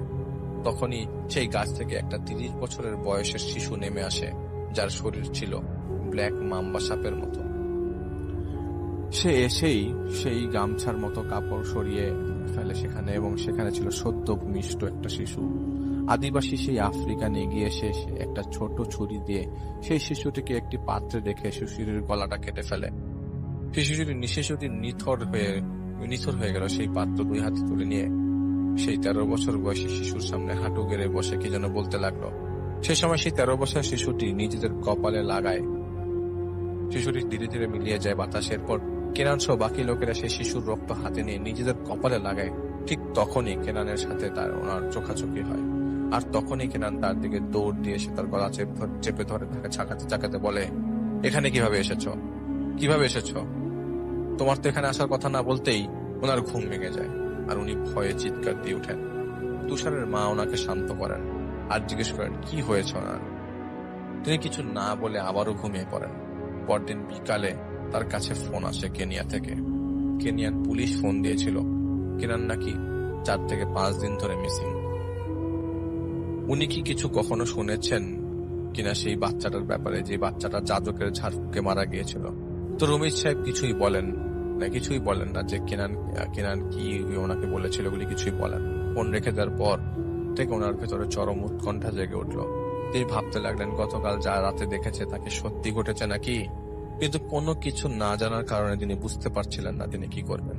সেদিন রাতে তিনি স্বপ্নে দেখতে পান সেই গুহা, যেই গুহায় তিনি দেখেছিলেন আলখেলা পরা জীব একজনের শরীরে অর্গানের জারের ভিতরে রেখেছিল। তিনি দেখতে পান নারী পুরুষের ছিন্ন ভিন্ন দেহের অংশ এদিক ওদিক ছিটিয়ে পড়ে আছে, আর তিনি হাঁটছেন রক্তের উপর দিয়ে। পুরো গুহাটা মোমের আলোয় আলোকিত হয়ে গেছিল সেই মুহূর্তে। সেই সময় কেনান কোথা থেকে দৌড় দিয়ে এসে ওনার উপর আক্রমণ করে বসে। তো কেনান ওনাকে বলেছিল, সবকিছু তোমার জন্য হয়েছে, সবকিছু। কেন তুমি সেদিন গিয়েছিল ওইখানে? তুমি যাওয়াতেই আজ এই হাল আমার আত্মীয় স্বজনদের, বলেই ওনার গলা চেপে ধরলো। তখন রুমির সাহেব কানে শুনতে পান তার পেছনে কেউ দাঁড়িয়ে আছে। সাপের ফোসফাসানের শব্দে সাথে বাঘের গড়গড় শব্দ মিলিয়ে পিলে চমকে দেওয়ার মতো অবস্থা। তিনি দেখতে পান তাকে ছেড়ে দিয়ে বড় বড় চোখ করে কেনান তাকিয়ে আছে তার পেছনের দিকে। কেনান দৌড় দিয়ে পালানোর চেষ্টা করতে যায়, ঠিক তখনই আলখেলা পড়া অবয়ব কেনানকে ধরে শূন্যে তুলে ধরে। কেনান বাঁচার আপ্রাণ চেষ্টা করছিল হাত পা ছড়ে, কিন্তু চোখের পলই কেনানকে হাত দিয়ে বিভৎস টেনে দুই ভাগ করে ছিঁড়ে ফেলে আলখেলা পড়া অবয়ব। রমিজ সাহেব দেখতে পারেন যে কেনানের বিচ্ছিন্ন শরীর থরথর করে কাঁপছিল। সেই অবস্থায় সেই অবয়ব কেনানের হৃৎপিণ্ড টেনে বের করে ফেলে, যা দেখে তখনও তিনি কাঁপছিল। সেই কাঁপতে থাকা হৃৎপিণ্ডটিকে একটা কাচের জারের ভেতরে রেখে দিল সেই অবয়ব, যা তখনও কাঁপছিল।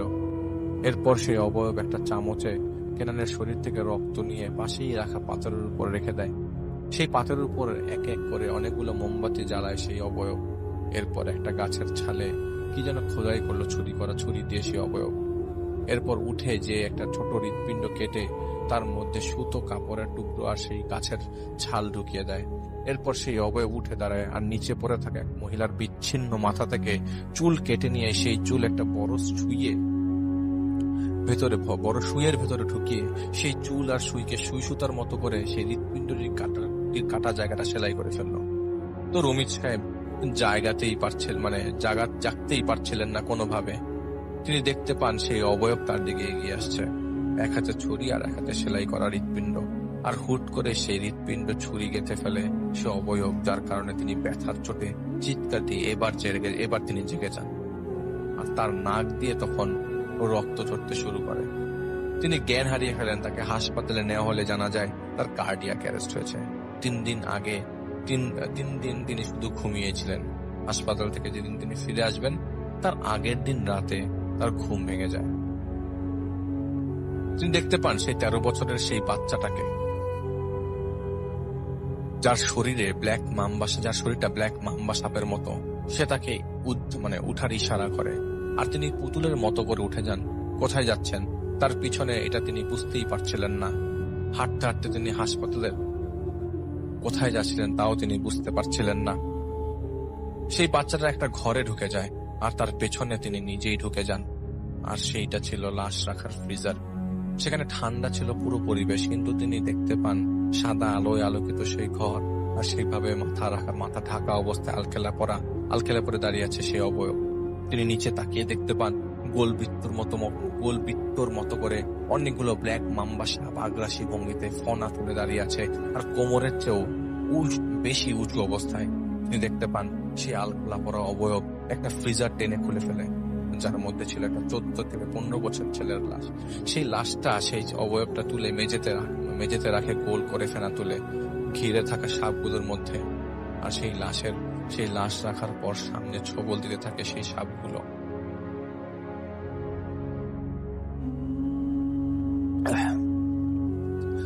তো সেই সাপগুলো ছবল দিতে থাকে সেই লাশটাতে। আর তখনই সেই অবয়ব এমন একটা সুরধ্বনি করতে লাগলো যা ছিল তীব্র মোহময়। তিনি নিজের অজান্তেই এমন ভাবে ঠুলতে লাগলেন সেই ঘরে থাকা সাপগুলোর মধ্যে, যেই সাপগুলো তখন মোহময় হয়ে দুলছিল। আর তার নিঃশ্বাস বন্ধ হয়ে যেতে লাগলো। সেই সময় তিনি আল্লাহর নাম স্মরণ করতে পারেন আর আল্লাহু আকবার বলে ফেলেন। আর তখনই তার সামনে থাকা সাপগুলো তার দিকে ফনা তুলে তেড়ে আসে। তিনি দৌড় দিচ্ছেন, কোথায় কোন দিকে তিনি বুঝতে পারছিলেন না, শুধু চিৎকার করছিলেন। সেই সময় একটা সাপ ওনার পা ধরে ফেলে কামড় দেয়। আর একটা সাপ কোথা থেকে এসে ওনার গলায় চেপে বসে। তিনি পড়ে যাওয়ার সাথে সাথেই অন্য সাপগুলো এসে তাকে কামড়াতে শুরু করে, আর ভয়ঙ্কর যন্ত্রণায় চিৎকার করতে যাবেন। সেই সময় একটা সাপ ওনার মুখ দিয়ে ঢুকে যায়, আর ওনার এরপর আর কিছুই মনে নাই। সকালে তার জ্ঞান ফেরে হাসপাতালে। তিনি জানতে পারেন তার হাতে তাকে খুঁজে পাওয়া যাচ্ছিল না। নাইট গার্ডরা দেখতে পায় তিনি হাসপাতাল থেকে চিৎকার দিতে দিতে দৌড় দিয়ে বের হয়ে যে মাটিতে পড়ে যান এবং কাঁদতে থাকেন। নাইট গার্ড একজন দ্রুত দিয়ে তার কাছে যে দেখতে পান তার মুখে কাপড় ঢুকে যে শ্বাসকষ্ট হচ্ছে। সেই গার্ড কাপড় টেনে বের করে ফেলেন আর তিনি ততক্ষণে জ্ঞান হারিয়ে ফেলেছেন। এবার তিনি আর নিতে পারছিলেন না, এত চাপ নেওয়া সম্ভব ছিল না। যেদিন হাসপাতাল থেকে ফেরেন সেদিন তার ছেলে তুষার তুষারকে তিনি সব বলেন যা যা হয়েছিল ওনার সাথে। তুষার সব শুনে দ্বিধাদ্বন্দ্বে পড়ে যায়। তার বাবাকে সান্ত্বনা দিয়ে বলে, আপনি আর এত ভাববেন না, আমরা বড় কোনো আলেমের কাছে যাব। এদিকে কেনিয়া থেকে ওর বাবা এনজিওর এক কর্মকর্তা ফোন দিয়ে তার খোঁজ খবর নিচ্ছিলেন। সেই এনজিও প্রতিনিধি জানান কেনাল সহ বেশ কয়েকজন আদিবাসীর লাশ নাকি পাওয়া গেছে একটি দুর্গম এলাকায়। পুলিশের ধারণা হয়তো সন্ত্রাসী বাহিনী এই কাজ করেছে। আর এদিকে এনজিও তাদের সবার পোস্টিং উইথড্র করে নিয়েছে, তাই তার আসার দরকার নেই। এরপর কি এনজিও পরবর্তী নির্দেশ দিয়ে দিবে বলে জানান সেই কর্মকর্তা। কিন্তু মীর সাহেব তো জানতেন কি হচ্ছে, তাই তিনি একজন আলেমের কাছে যান। তাকে তিনি বলেন কেন তার এমন হচ্ছে। তিনি সব শুনে বলেন, আল্লাহর ইবাদত করতে থাকে, শয়তান বিনা কারণেই আমাদের ক্ষতি করে, তাই কারণের দরকার পড়ে না। আপনার দোষ আছে কিনা তা বলা যাচ্ছে না, কিন্তু কিছু আমল দেন তাকে আর তাহাজ্জুদ নামাজ পড়ার পরামর্শ দেন। আর তার কথা মতোই তিনি আমল শুরু করে দেন। নামাজে মনোযোগী হলেন তিনি। একদিন নামাজের জন্য উঠে তিনি ফ্রেশ হয়ে দেখতে পান তার মা, যিনি অনেক আগেই মারা গেছেন, সেই বৃদ্ধ মা 2 পায়ের পাতার উপর বসে আছেন আর তার সামনে বড় একটা গামলা যা পুরোটাই রক্তে ভরা ছিল। তিনি দেখতে পান একটা 3-4 দিন বয়সের শিশুকে 2 পা ধরে মাথায় নিচু করে সেই বলের রক্ত দিয়ে তার মা গোসল করাচ্ছেন। রমিজ সাহেব টের পেলেন কেউ তার কাঁধে হাত রেখেছে। তিনি শক্ত হয়ে গেলেন মুহূর্তের মধ্যেই। তিনি দেখতে পাচ্ছিলেন তার মা একটা বটি দিয়ে বিভৎসভাবে সেই বাচ্চাটির মাথা কেটে ফেলে দিল, সেই রক্তে ভরা বোলের মধ্যে যেভাবে মাছ কাটা হয়। এরপর তার মা উঠে এসে ধীরে ধীরে তার দিকে এগিয়ে এসে মাথাবিহীন সেই বাচ্চা এক হাতে আরেক হাতে সেই বটি নিয়ে তার দিকে এগিয়ে আসে। ইশারা ছিল এই বাচ্চাকে গ্রহণ করবেন, না হলে উনি বটি দিয়ে তাকে খুন করবেন। এখন এই অবস্থায় তিনি টের পেলেন একটা সাপ তার পিঠে বেয়ে তার ঘাড়ের দিকে উঠে এসে কানের কাছে হিসিস করছে এবং তার সাথে প্রচন্ড দুর্গন্ধ। তিনি চাপ নিতে পারছিলেন না, আর তিনি হিম্মত করে মুখ দিয়ে না উচ্চারণ করার সাথে সাথেই তার কানে তিনি তীব্র ব্যথা শুরু হয়। আর তিনি ধারালো কিছু দিয়ে তার পিঠে ঢুকিয়ে দেওয়া হয় পেছন থেকে। তিনি শুনতে পাচ্ছিলেন, বেঈমান, তুই ছিলি আমাদের বন্ধু, আর আজ তুই আমাদের ধোঁকা দিলি। কান পেতে শুনে সে আসছে উনি প্রপারলি শুনেন যে সে আসছে। তার তেজে তুই জলদি চলে যাবি, তার তাণ্ডবে তুই তছনছ হয়ে যাবি। যে তার বন্ধুত্বকে খারিজ করে দেয়, তিনি তাকে ভস্মীভূত করে দেন। এতটুকুই ওনার মনে ছিল। সেই সময় তাদের বাড়ির সবগুলো দরজার লক ভেঙে খুলে যায়। সেই শব্দে আতঙ্কে সবার মধ্যে ঘুম ভেঙে যায়। রমিজ সাহেবের স্ত্রীরও ঘুম ভেঙে যায়। তিনি দেখতে পান এত কিছুর মধ্যে তার স্বামী বারান্দার গ্রিল ধরে দাঁড়িয়ে আছে, ভয়ঙ্কর রূপ, তার মুখের রক্ত নালীগুলা ফুলে গেছে আর হাসছিলেন শুধু। তাকে তখন জিজ্ঞেস করেন ওনার স্ত্রী, কি হয়েছে আপনার? তখন উত্তর দেন, তোর স্বামী এখানে নেই, এখানে আমি। বলে তিনি 2 হাত ছড়িয়ে চিৎকার করে বলেন, হরিষা। তুষারের মা ভয় জ্ঞান হারিয়ে ফেলেন। তুষার বলছিল সেদিন থেকে তার আব্বা এমন ব্যবহার করত, মাঝে মাঝে একদম ঠিক, আর মাঝে মাঝে ওই জিনিসটা ভর করলে আচরণ পাল্টে যেত। অনেক হুজুর দেখিয়েছি, কাজ হয়নি ভাই। ততক্ষণে 5টা পার হয়ে গেছে ভোরের। আমি সব শুনে ধারণা করে নিয়েছিলাম অনেক চালাক, যে ওনার বাবাকে ধরে রেখেছে সে। নার্স এসে তুষারকে ডাকলে তুষার চলে তার সাথে, আর আমি হাঁটার জায়গায় দাঁড়িয়ে রইলাম। ক্লান্ত, আমি জোর পাচ্ছি না। তখন টের পেলাম আমির সাহেব পেছনে দাঁড়িয়ে আছেন। আমি ঘুরলাম প্রশ্ন করার জন্য, ঠোঁট কোনো মতে নাড়াতে যাব, তখন আমির সাহেব ওর বাবা এখন ওদের বাড়িতে জেগে উঠেছে আজ অনেকদিন পর, তাই সেই কিছু বুঝতে পারছে না। কিন্তু হাতে সময় কম, জানোয়ার ফিরে আসবে আর ওর বাবাকে নিয়ে যাবে। আমি বলি কি করা যায়? আমির সাহেব বলেন, দেখো, এতটুকু পরিষ্কার, এমনি আসেনি, কিছু একটা আছে যা এই লোক করার কারণে এমনটা হয়েছে। তখন আমি অল্প করি ওনাকে বলি, কি হয়েছে যা তুষার আমাকে বলেছে? উনি তো আমরা কি হয়েছে তুষার বলেছে আমাকে। উনি এই কথা শুনে বলেছিলেন, এমনি কেউ কারো পিছু নেয় না, তাকে জানো না, আমি খোঁজ নিচ্ছি, এদের কাছ থেকে আপাতত দূরে থাকো, আর ওদের বাসায় যেও না, যতই ডাকুক না কেন। আমি বললাম কেন? আমির সাহেব বললেন যে এই জানোয়ারটা যে কোনো ভাবে তোমাকে হাতের মুঠায় একা পাওয়ার চেষ্টা করবে। সে তোমার ক্ষতি করবে, কারণ শত শত বছর ধরে মানুষ ওর কাছে নত হয়েছে, যারা মুসলিম না তারা। আর তুমি মুসলিম, নত হওয়া তো দূরের কথা, তার চোখে চোখ রেখে কথা বলেছ। সেই ঝাল সে মেটানোর তো চেষ্টা করবেই।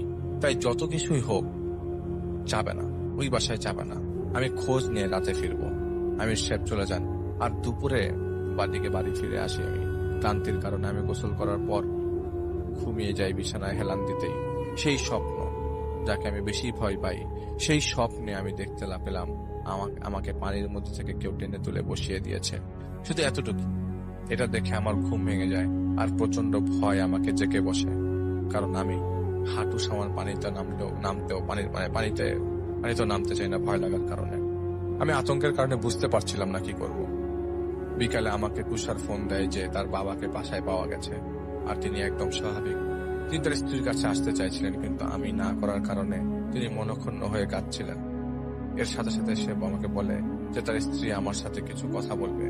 তার স্ত্রী আমাকে ফোনে বলেন, ভাইয়া, আম্মা আমাকে বলছিল একদিন রাতে উনি ঘুমের মধ্যে দেখছিলেন যে ওনার শাশুড়ি মানে তুষারের দাদি ও রমিজুদ্দিনের মা ওনাদের ডাইনিং এর সামনে পড়ে আছেন, আর তার সামনে সদ্য জন্মানো একটা শিশু নারী এবং অন্যান্য অংশ জড়িয়ে পড়েছিল উপর হয়ে, যা দেখলে মনে হবে তিনি এখনই সন্তান প্রসব করেছেন।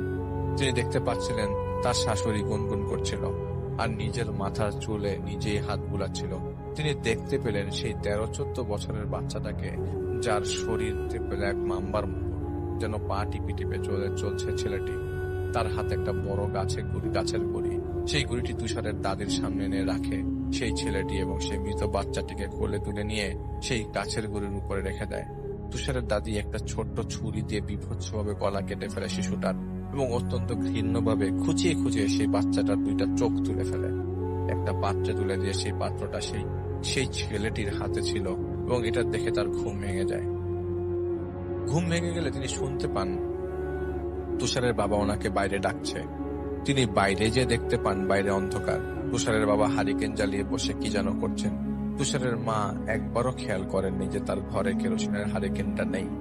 তিনি কাছে যে দেখতে পান তুষারের বাবা মাটি হাতড়াচ্ছে, আর মাটি থেকে একটা হাত বের হয়ে আছে। তিনি ভয় পেয়ে 2 পা পিছিয়ে যেয়ে বলেন, এটা কি মানুষের হাত? আপনি কি করছেন এটা? বলা মাত্রই জানোয়ারের মতো করে 2 হাত পা মিলিয়ে তিনি দৌড় দিয়ে অবিশ্বাস্য গতিতে এক লাফ দিয়ে দেয়াল পার হয়ে যান। তিনি ভয়ে চিৎকার করতে থাকেন।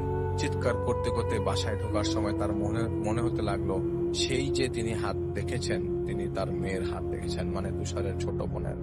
আর তার মনে হতে লাগলো ওনার মেয়ে ছটফট করছে। উনি কি সেদিকেই দৌড় দিয়ে ছুটে যান, আর কান্না করতে করতে হাত দিয়ে মাটি সরাতে শুরু করেন, আর ডাকতে থাকেন সুজনকে সাহায্য করার জন্য। তিনি অসহায় হয়ে শেষে মেয়ের বের হয়ে থাকা হাত ধরে সর্বশক্তি দিয়ে টানার চেষ্টা করেন।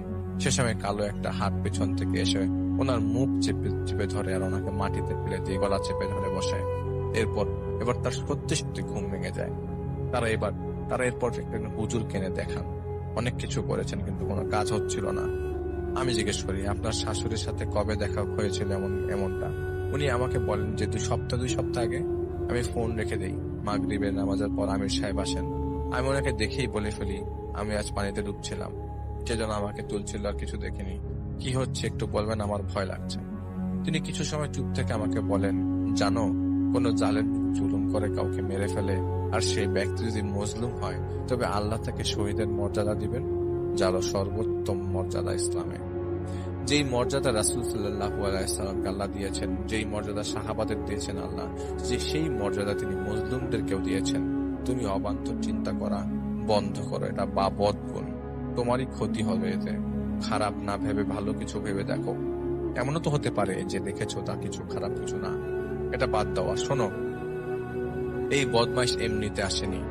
এই লোক অনেক কিছু গোপন করেছে সবার কাছে। এই লোকটা বাজে স্বভাবের লোক। তার কাছে সবকিছুই ঠাট্টা মশকরার মতো।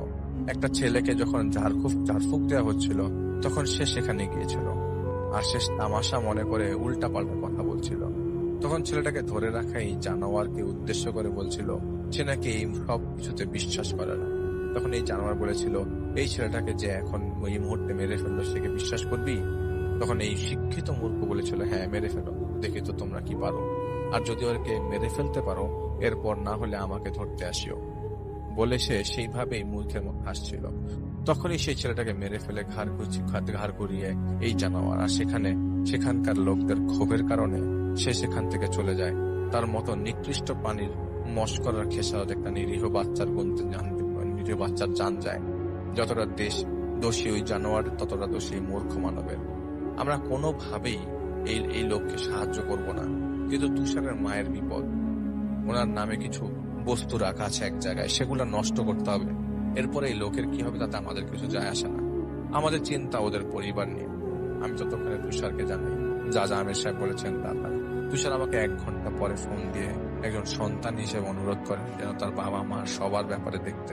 বাকিটা আল্লাহর ইচ্ছা, উনি যা চাইবেন তার তাই হবে। আমি সেই কথা আমির সাহেবকে বলি, উনি সব শুনে বলে দেখি সব চেষ্টা করে।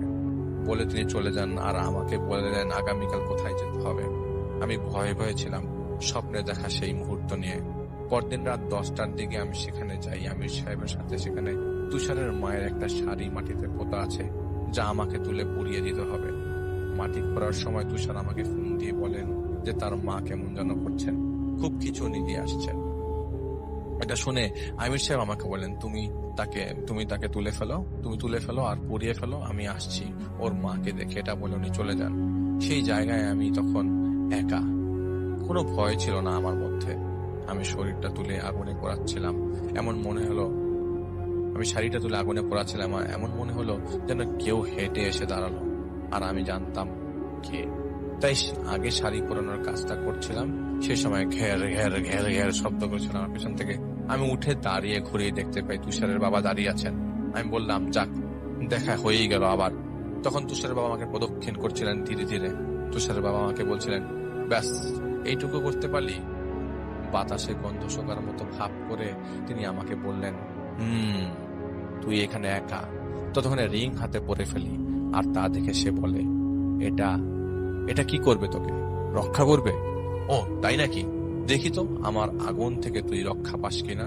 বলার পরই আমি টের পেলাম গরম বাতাসের ঝাপটা এসে লাগলো আমার মুখে।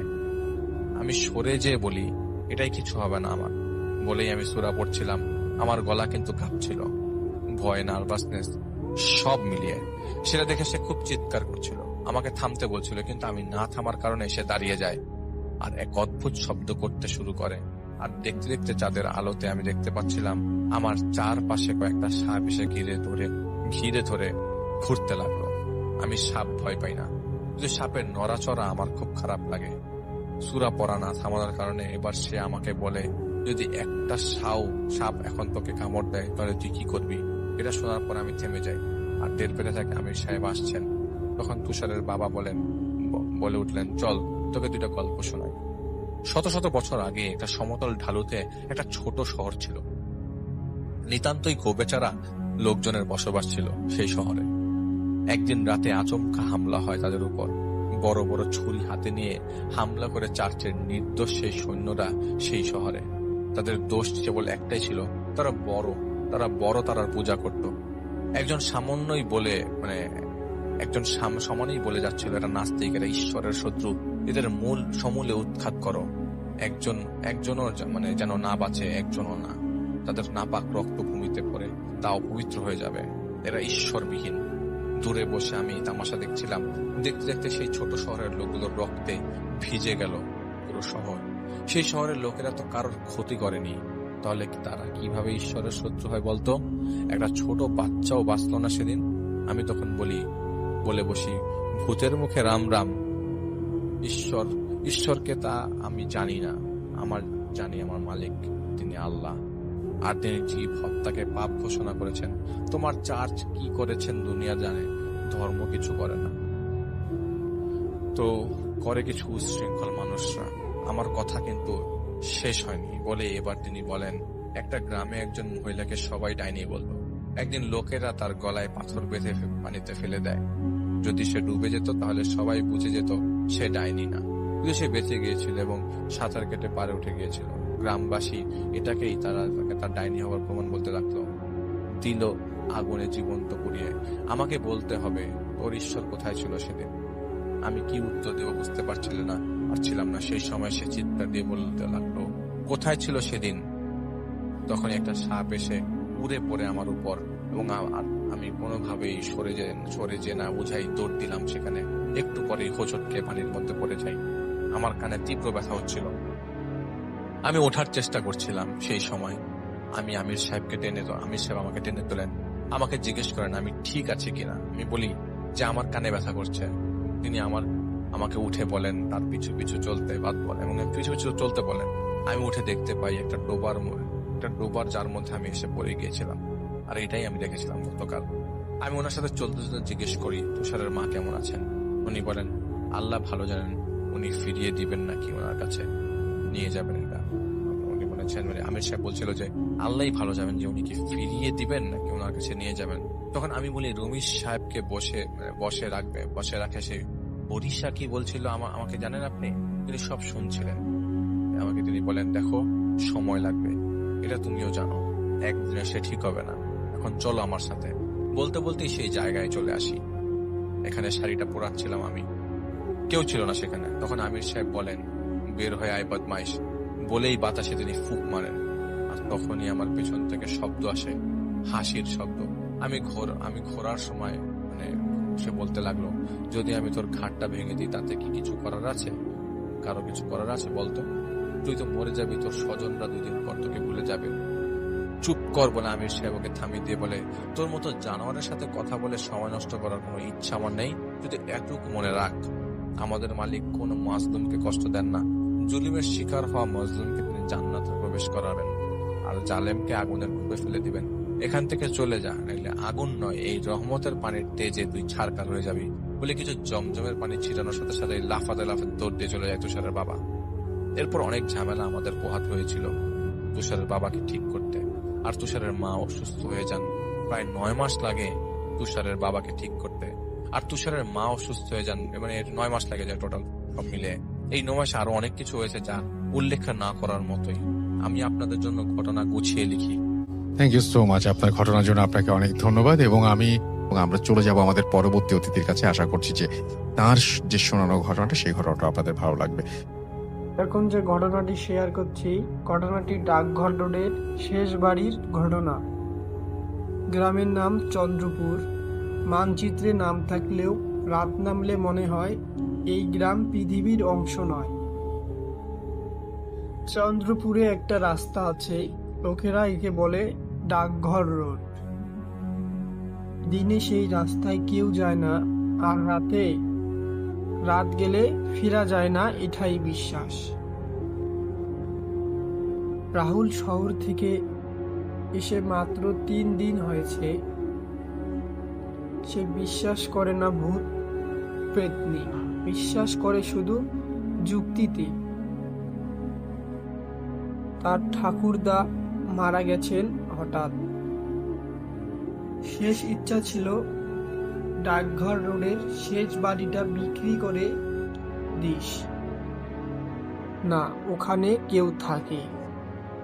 এই কথাটা রাহুলকে অস্থির ফেলেছিল।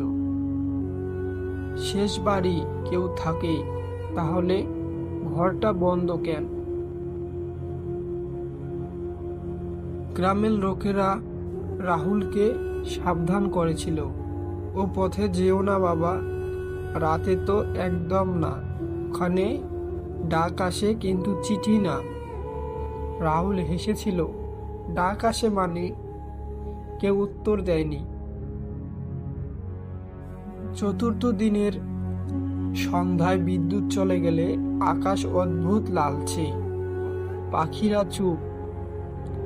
রাহুলের ফোনে হঠাৎ নেট চলে এলো।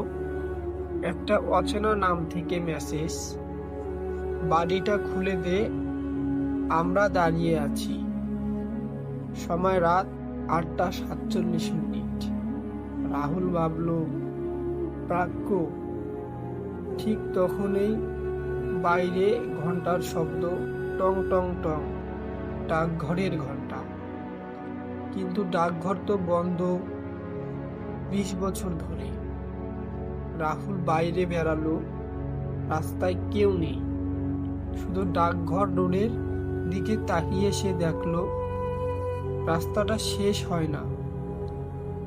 যেখানে শেষ হওয়ার কথা সেখানে শুধু অন্ধকার, অন্ধকারের ভেতর কিছু যেন নড়ছে। গ্রামের বুড়ো হরেন কাকা বলছিল, যদি কখনো ও রাস্তায় নাম ধরে ডাকে, তাকাস না। ডাকঘরের চিঠি নিবি না, আর যদি শেষ বাড়ির দরজা খোলা দেখিস তখন আর বাঁচার উপায় নেই। রাহুলকে নাম কে ডাকছে? রাহুল। গলা যেন কাগজ ছেঁড়ার শব্দের তৈরি।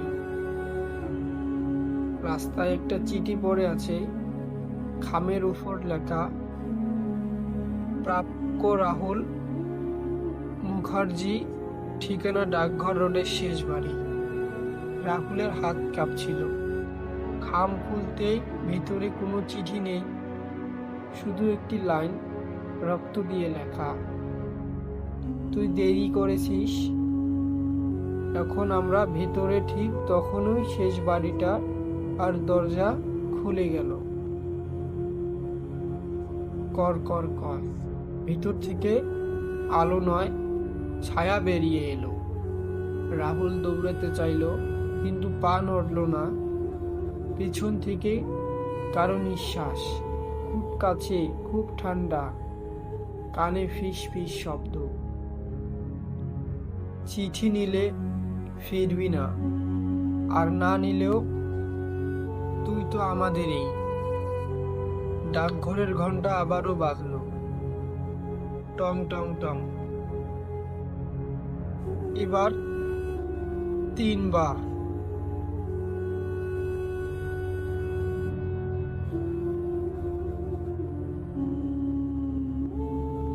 আজকে এখানেই বিদায় নিচ্ছি। আপনারা যারা ভূত এফএম শুনতে ভালোবাসেন তারা অবশ্যই এই চ্যানেলটি সাবস্ক্রাইব করে আমাদের পাশেই থাকবেন নিত্য নতুন ভয়ানক ঘটনা শুনতে।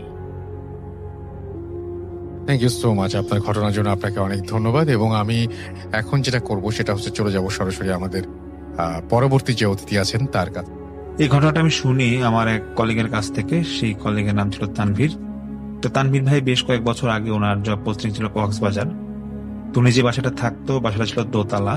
একতলায় থাকতো বাড়িওয়ালা, দোতলায় তিনি একটা ফ্ল্যাটে থাকতেন একাই, আর তার অপোজিটে ছিল আরেকটা ফ্ল্যাট। তো উনি প্রায় সময় দেখতো যে অপোজিটে যে ফ্ল্যাটটা আছে সেখানে অনেক লোকের সমাগম।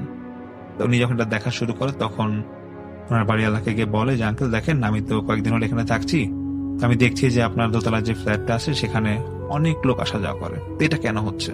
তো তখন সে বাড়িওয়ালা বলে যে, আমার দুঃসম্পর্কের এক চাস্তো ভাই আছে, সে সেখানে কবিরাজি চিকিৎসা করে, তো এত ভয় পাওয়ার কিছু নাই, আপনার সাথে এখন পরিচয় করে দিব, এরকম লোক রেগুলার আসা যাওয়া করে, আর সমস্যা হলে আমাকে জানাবেন। তো তানভীর ভাইয়ের সাথে নাকি সেই কবিরাজের পরিচয় করায় দেয়। সেই কবিরাজ নাকি বেশ বয়স্ক ছিল। তো তানভীর ভাই ওই কবিরাজকে আঙ্কেল আঙ্কেল ডাকতো। এরকম পরিচয় হওয়ার পর ওনার সাথে নাকি ভালোই ঘনিষ্ঠতা হয়ে গিয়েছিল সেই কবিরাজের। তো প্রায় সময় নাকি ফ্রি টাইম থাকলে ওনারা আড্ডা দিত, মানে একজন একজনের ফ্ল্যাটে গিয়ে আড্ডা দিত। তো একদিন তানভীর ভাই সেই কবিরাজকে বলতেছে যে, আঙ্কেল আপনি যে এত পেশেন্ট দেখেন, তো আপনি কি এরকম তাবিজ কুফরি করে এরকম কোনো পেশেন্ট কি আপনার কাছে আসে নাকি? তখন সেই কবিরাজ বলে যে, হ্যাঁ, মাসে 2 দিন আমার কাছে এরকম রোগীরা আসে যারা ওই তাবিজ কুফরি করছে, এরকম রোগী আসে। তো এই তো এরকম বলে। তো তাই একটা আগ্রহ নিয়ে বলতেছে যে, আঙ্কেল কিছু মনে না করলে আপনার যদি এরকম কোনো রোগী আসে আমাকে একটু ডাকবেন, আমি দেখবো যে আসলে কিরকম সমস্যার মধ্যে একটু দেখবো। তো কবিরাজ বলে, আচ্ছা ঠিক আছে। এরকম একটা ডেট বলে যে, তুমি এরকম ডেটে আইসো, তখন একটা পেশেন্ট আছে, সে তাকে খুব বাজেভাবে এরকম তাবিজ করা হয়, তো তুমি আইসো, তোমার সাথে আমি তোমাকে আমি দেখাই দিব, কিন্তু তুমি খবরটা তখন তুমি যখন তুমি আমার রুমে বসবা, একটা জিনিস মাথায় রাখবা, ভয় পেতে পারবা না এবং কিছুই জিজ্ঞাসা করবা না তাদেরকে, ওই যারা পেশেন্ট যারা আসবে। তানভীর রাজি হয় যে হ্যাঁ, কোনো সমস্যা নেই। তো এরকম কোন একটা দিন ওনাকে দুপুরবেলায় বলে দেয় সে কবিরাজ, আজকে রাতে তুমি আইসো, আমি আমার পেশেন্ট আসবে, এসে তুমি আইসো রাত্রে 9টার পর এসো। তো তানভীর ভাই নাকি সেই কবিরাজের সেই রুমে যায়। রুমটা নাকি বেশ বড় একটা রুম ছিল। তো উনি তো এরকম জাজিম বিছানো ফ্লোরিং করা একটা জায়গায় ওই কবিরাজ উনি বসে থাকতো। তো একটা পুরুষ লোক এবং একটা মহিলা এরকম আসে একটা মেয়েকে নিয়ে। মেয়েটার বয়স হয়তো 18 কি 20 বছর হবে। বেশ সুন্দরী নাকি ছিল মেয়েটা। তো মেয়েটাকে নাকি সেই কবিরাজ আঙ্কেল উনি ওনার সামনে বসায়। ও মানুষের মাথা ব্যথাগুলো যেরকম ধরে না, দুই নার্ভের মধ্যে মাথায়, সেরকম কবিরাজটা ধরে রাখছে মাথায় এবং ধরে মেয়েটাকে বলতেছে যে তুই কবে যাবি, তুই এখনো যাচ্ছিস না কেন, তুই আর কত ওর ক্ষতি করবি। তখন মেয়েটা নাকি মুখ দিয়ে কিছু বলতে চায় কিন্তু কিছুই বলতে পারতেছে না। তখন সে কবিরাজ আঙ্কেল বলতেছে যে তোকে আমি এর আগের বার বলছিলাম যে তুই যেন চলে যাস সেখান থেকে, কিন্তু তুই যাসনি। তোকে আমি আরো 15 দিন শুনে দিলাম, তুই যদি না যাস তাহলে কিন্তু তোকে আমি মেরে ফেলবো। এরকম নাকি অনেক হুমকি দিচ্ছিল, মানে খুব জোরে চিৎকার চেঁচামেচি করতেছিল সেই কবিরাজ আঙ্কেল। কিন্তু মেয়েটা কোনো সারা শব্দ কিছুই বলতে পারতেছিল না। তো কিছুক্ষণের মধ্যেই নাকি সেই কবিরাজ আঙ্কেল হাতের মধ্যে 1 মুঠ বালু নেয়। ওনার পাশেই নাকি বালু ছিল, বালু নিয়ে একটু ঝাড়ফুঁক দিয়ে মেয়েটার মুখে ছিটা মারে এবং ছিটা মারার সঙ্গে সঙ্গেই নাকি মেয়েটা মানে নামাজের সেজদা দিলে যেরকম হয় না, এরকম চারপাশে নাকি সেজদার মতো সেজদা দিয়ে এরকম চুল নাড়াচ্ছিল এবং সে খুব মানে গোমরাচ্ছিল, মানে খুব মানে কথা বলতে পারে না, সে খুব গোমরাচ্ছিল। এটা যখন হচ্ছিল মানে তামিম ভাই বলে যে ভাই আমি নিজেই ভয় পেয়ে গেছিলাম এটা দেখে। তো তারপরে এই মেয়েটা এরকম যখন করছিল প্রায় 5-10 মিনিট করার পর মেয়েটা নাকি আস্তে করে সে সেন্সটা হারায় ফেলে এবং তখন সেই কবিরাজ উনি আবার মেয়েটাকে ঝাড়ফুঁক দিয়ে আবার যখন সেন্স আসে তখন মেয়েটাকে বলে যে মা তুমি কোনো ভয় পাবা না, আমি তোমার এই যে সমস্যাটা এটা সমাধান করে দিব, তুমি আজকে বাসায় যাও আর তুমি একটু বেশি বেশি নামাজ পড়ার চেষ্টা করবা। তখন সেই কবিরাজ ওই মেয়েটার সাথে যে মহিলাটা আছে ওকে ওই মহিলাকে বলতেছে যে ওকে সাবধানে রাখবেন, ও যাতে বাসার থেকে বের না হতে পারে। তো এরপর তো ওই পুরুষ এবং মহিলা এবং মেয়েটা চলে যায়। তো তখন তামির ভাই তখন ওই কবিরাজ আঙ্কেলকে বলতেছে যে আঙ্কেল এটা কি, মানে এই মেয়েটা এরকম করলো কেন, কি সমস্যা হয়েছে। তখন সেই কবিরাজ আঙ্কেল বলতেছে আসলে সমস্যাটা হচ্ছে মেয়েটার বাবা এবং মা ওরা এখানে আসছিল, ওই পিছে তো দেখলে বাবা মা আসছে।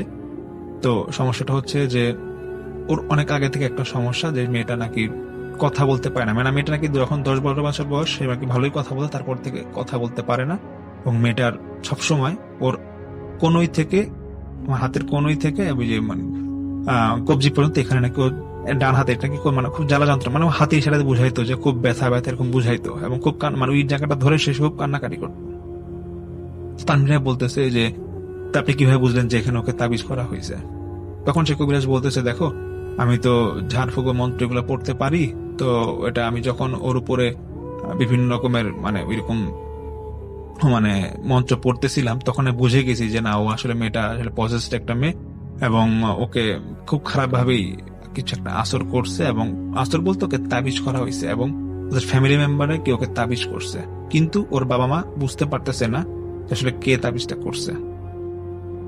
তো যাই হোক এটা বলার পর তানভীর ভাইকে ওই আঙ্কেল বলে যে মেয়েটা যখন আবার আসবে তখন আমি তোমাকে দেখাবো, তো আমার ইচ্ছা আছে যে তখনই আমি বের করে ফেলবো যে কে আসলে ওকে তাবিজ করছে এবং সেই তাবিজগুলো আমি ওর থেকে নেওয়ার চেষ্টা করবো। এবং আমি যেটা বুঝতেছি মানে ওই আঙ্কেল বলে যে আমি যেটা বুঝতেছি যে ওর বডির মধ্যেই মানে মেয়েটার শরীরের মধ্যেই কয়েকটা জায়গায় ওকে উদ্দেশ্য করে তাবিজ করা হয়েছে। তো এটা আমি দেখি চেষ্টা করতেছি কি করা যায়। তো তখন নাকি তামিম একটু আগ্রহ নিয়ে বলে কবির আঙ্কেলকে আঙ্কেল আপনি চিকিৎসাগুলো কোথা থেকে শিখছেন বা কিভাবে জানেন। তো সেই আঙ্কেল বলে যেটা বলা যাবে না, তুমি জাস্ট আসো পরে আমি তোমাকে দেখাবো। এরকম নাকি ওই দিন যাচ্ছিল, এরকম 10-15 দিন পর ওই মেয়েটা আবার আসে। তো তার আগে দিই তানভীর ভাইকে আবার নাকি ডাকা হয়। সে কবিরাজ ডেকে বলে আজকে রাতে দেখবেন, হ্যাঁ আসেন দেখেন আমি কিছু জিনিস দেখাবো, আপনি কিন্তু ভয় পাবেন না। তখন তানভীর ভাই বলে যে আমি তো ভাই ওই রুমে যাই, কবিরাজের রুমে যাই বসি এবং কবিরাজ নাকি লাইট অফ করে দেয়। অফ করে উনি ডিম লাইটের মতো একটা আলো রুমের মধ্যে জ্বালায় এবং ওই মেয়েটা তো আসে, মেয়েটাকে একটা সাদা চাদরের উপর বসায়।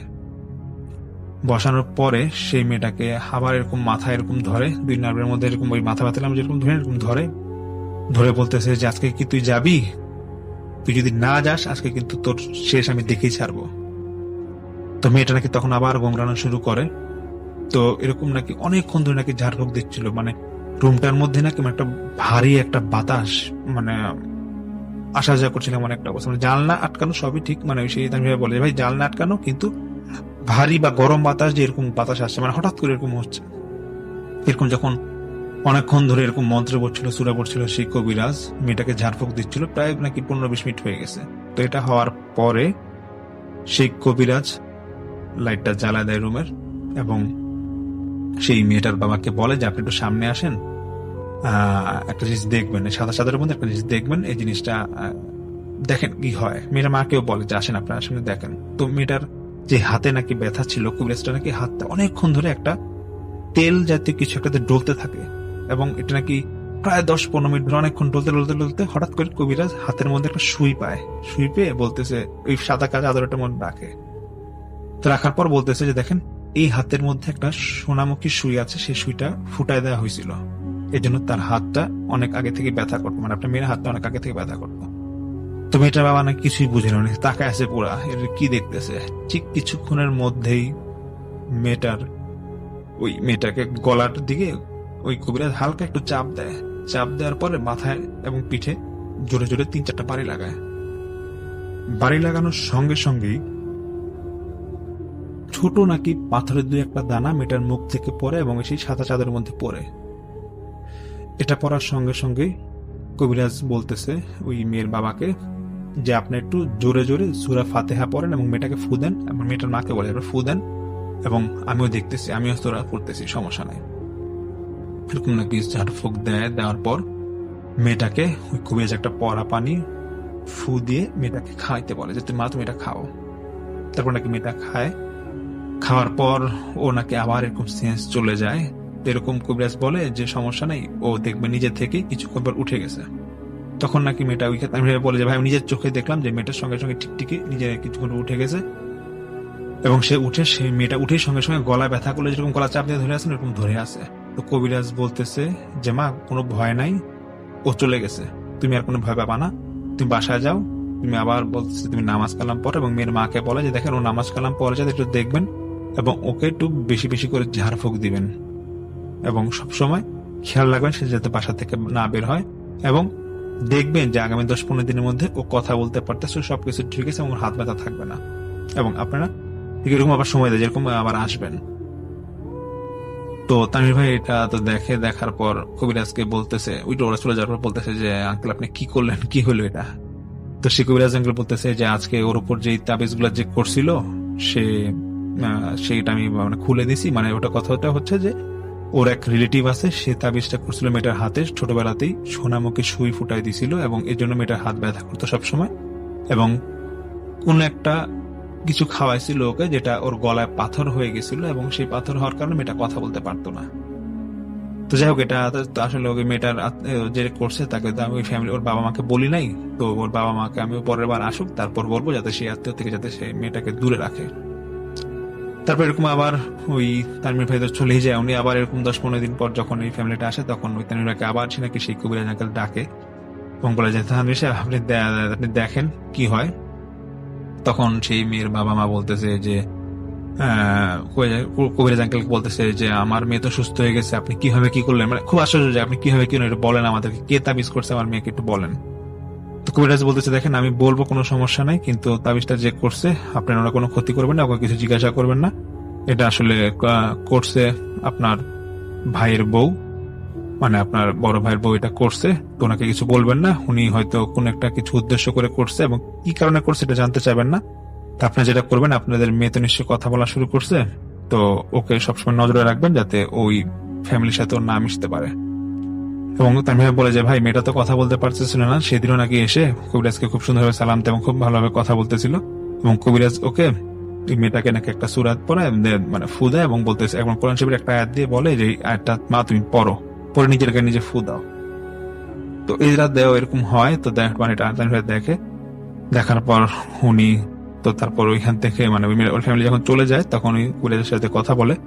তো কবিরাজ বলে যে ভাই এরকম তো আসলে হ্যাঁ বলতেছে যেরকম অনেকেই আসে আমার কাছে, তো এটাই একটা পেশেন্ট আপনি দেখলেন।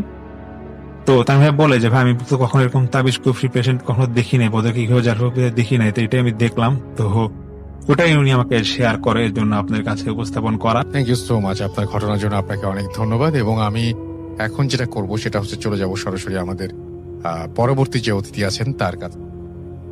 আসসালামু আলাইকুম, আমি মেহেদি হাসান, হোম ডিস্ট্রিক্ট ভোলা, আজকে যে ঘটনাটা শেয়ার করতে যাচ্ছি আপনাদের সাথে, সেই ঘটনাটা আসলে আমার বাস্তব লাইফে দেখা।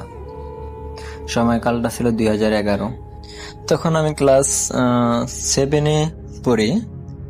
হ্যাঁ, 7-এ, সঠিক। আর আমি যার ঘটনাটা বলতে যাচ্ছি, ভৌতিক ঘটনা, সেটা হচ্ছে আমার ভাতিজির।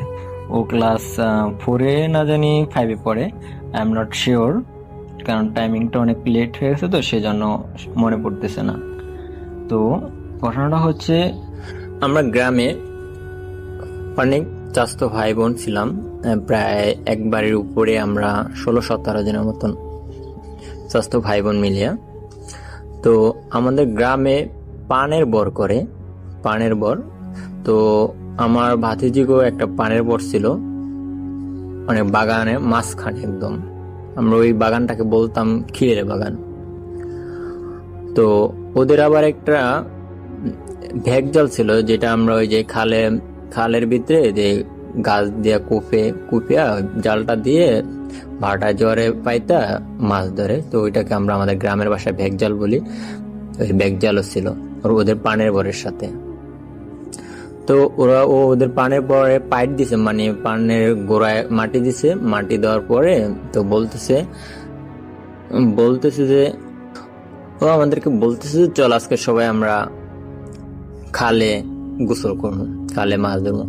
আমি বলি ঠিক আছে, তুই আগে তোর কাজ শেষ কর। তো আমরা এই পারে বাগানের ভিতরে এরকম আমের সিজন ছিল, আমের গাছ থেকে আম পেড়া আমের ভর্তা বানাইছি। তো ভর্তা বানিয়ে আমরা 5-6টা ছিলাম ছেলেরা, আমরা খাইছি। খাওয়ানোর পরে ওগরও দিছিলাম, চাচাতো বোন ছিল 2-3টা, ওরা আমাদের একসাথে ওদেরও দিছি। তো একসাথে খাইলাম। তো আমাদের যে খালটার কথা বলছি আমি আপনাদেরকে, ওই খালটার নাম হচ্ছে বয়লা খাল বলে আমাদের গ্রামে, ওটার নাম হচ্ছে বয়লা খাল। তো ওই খালে একদম ফাটার সময় পানি এত নামছে, ওই দিন অনেক পানি, পুরো 1 হাঁটু হয়ে গেছে। তো আমরা সবাই বলতেছি যে চল খালে হাড়াহাড়িও খেলবো আর মাছও ধরবো।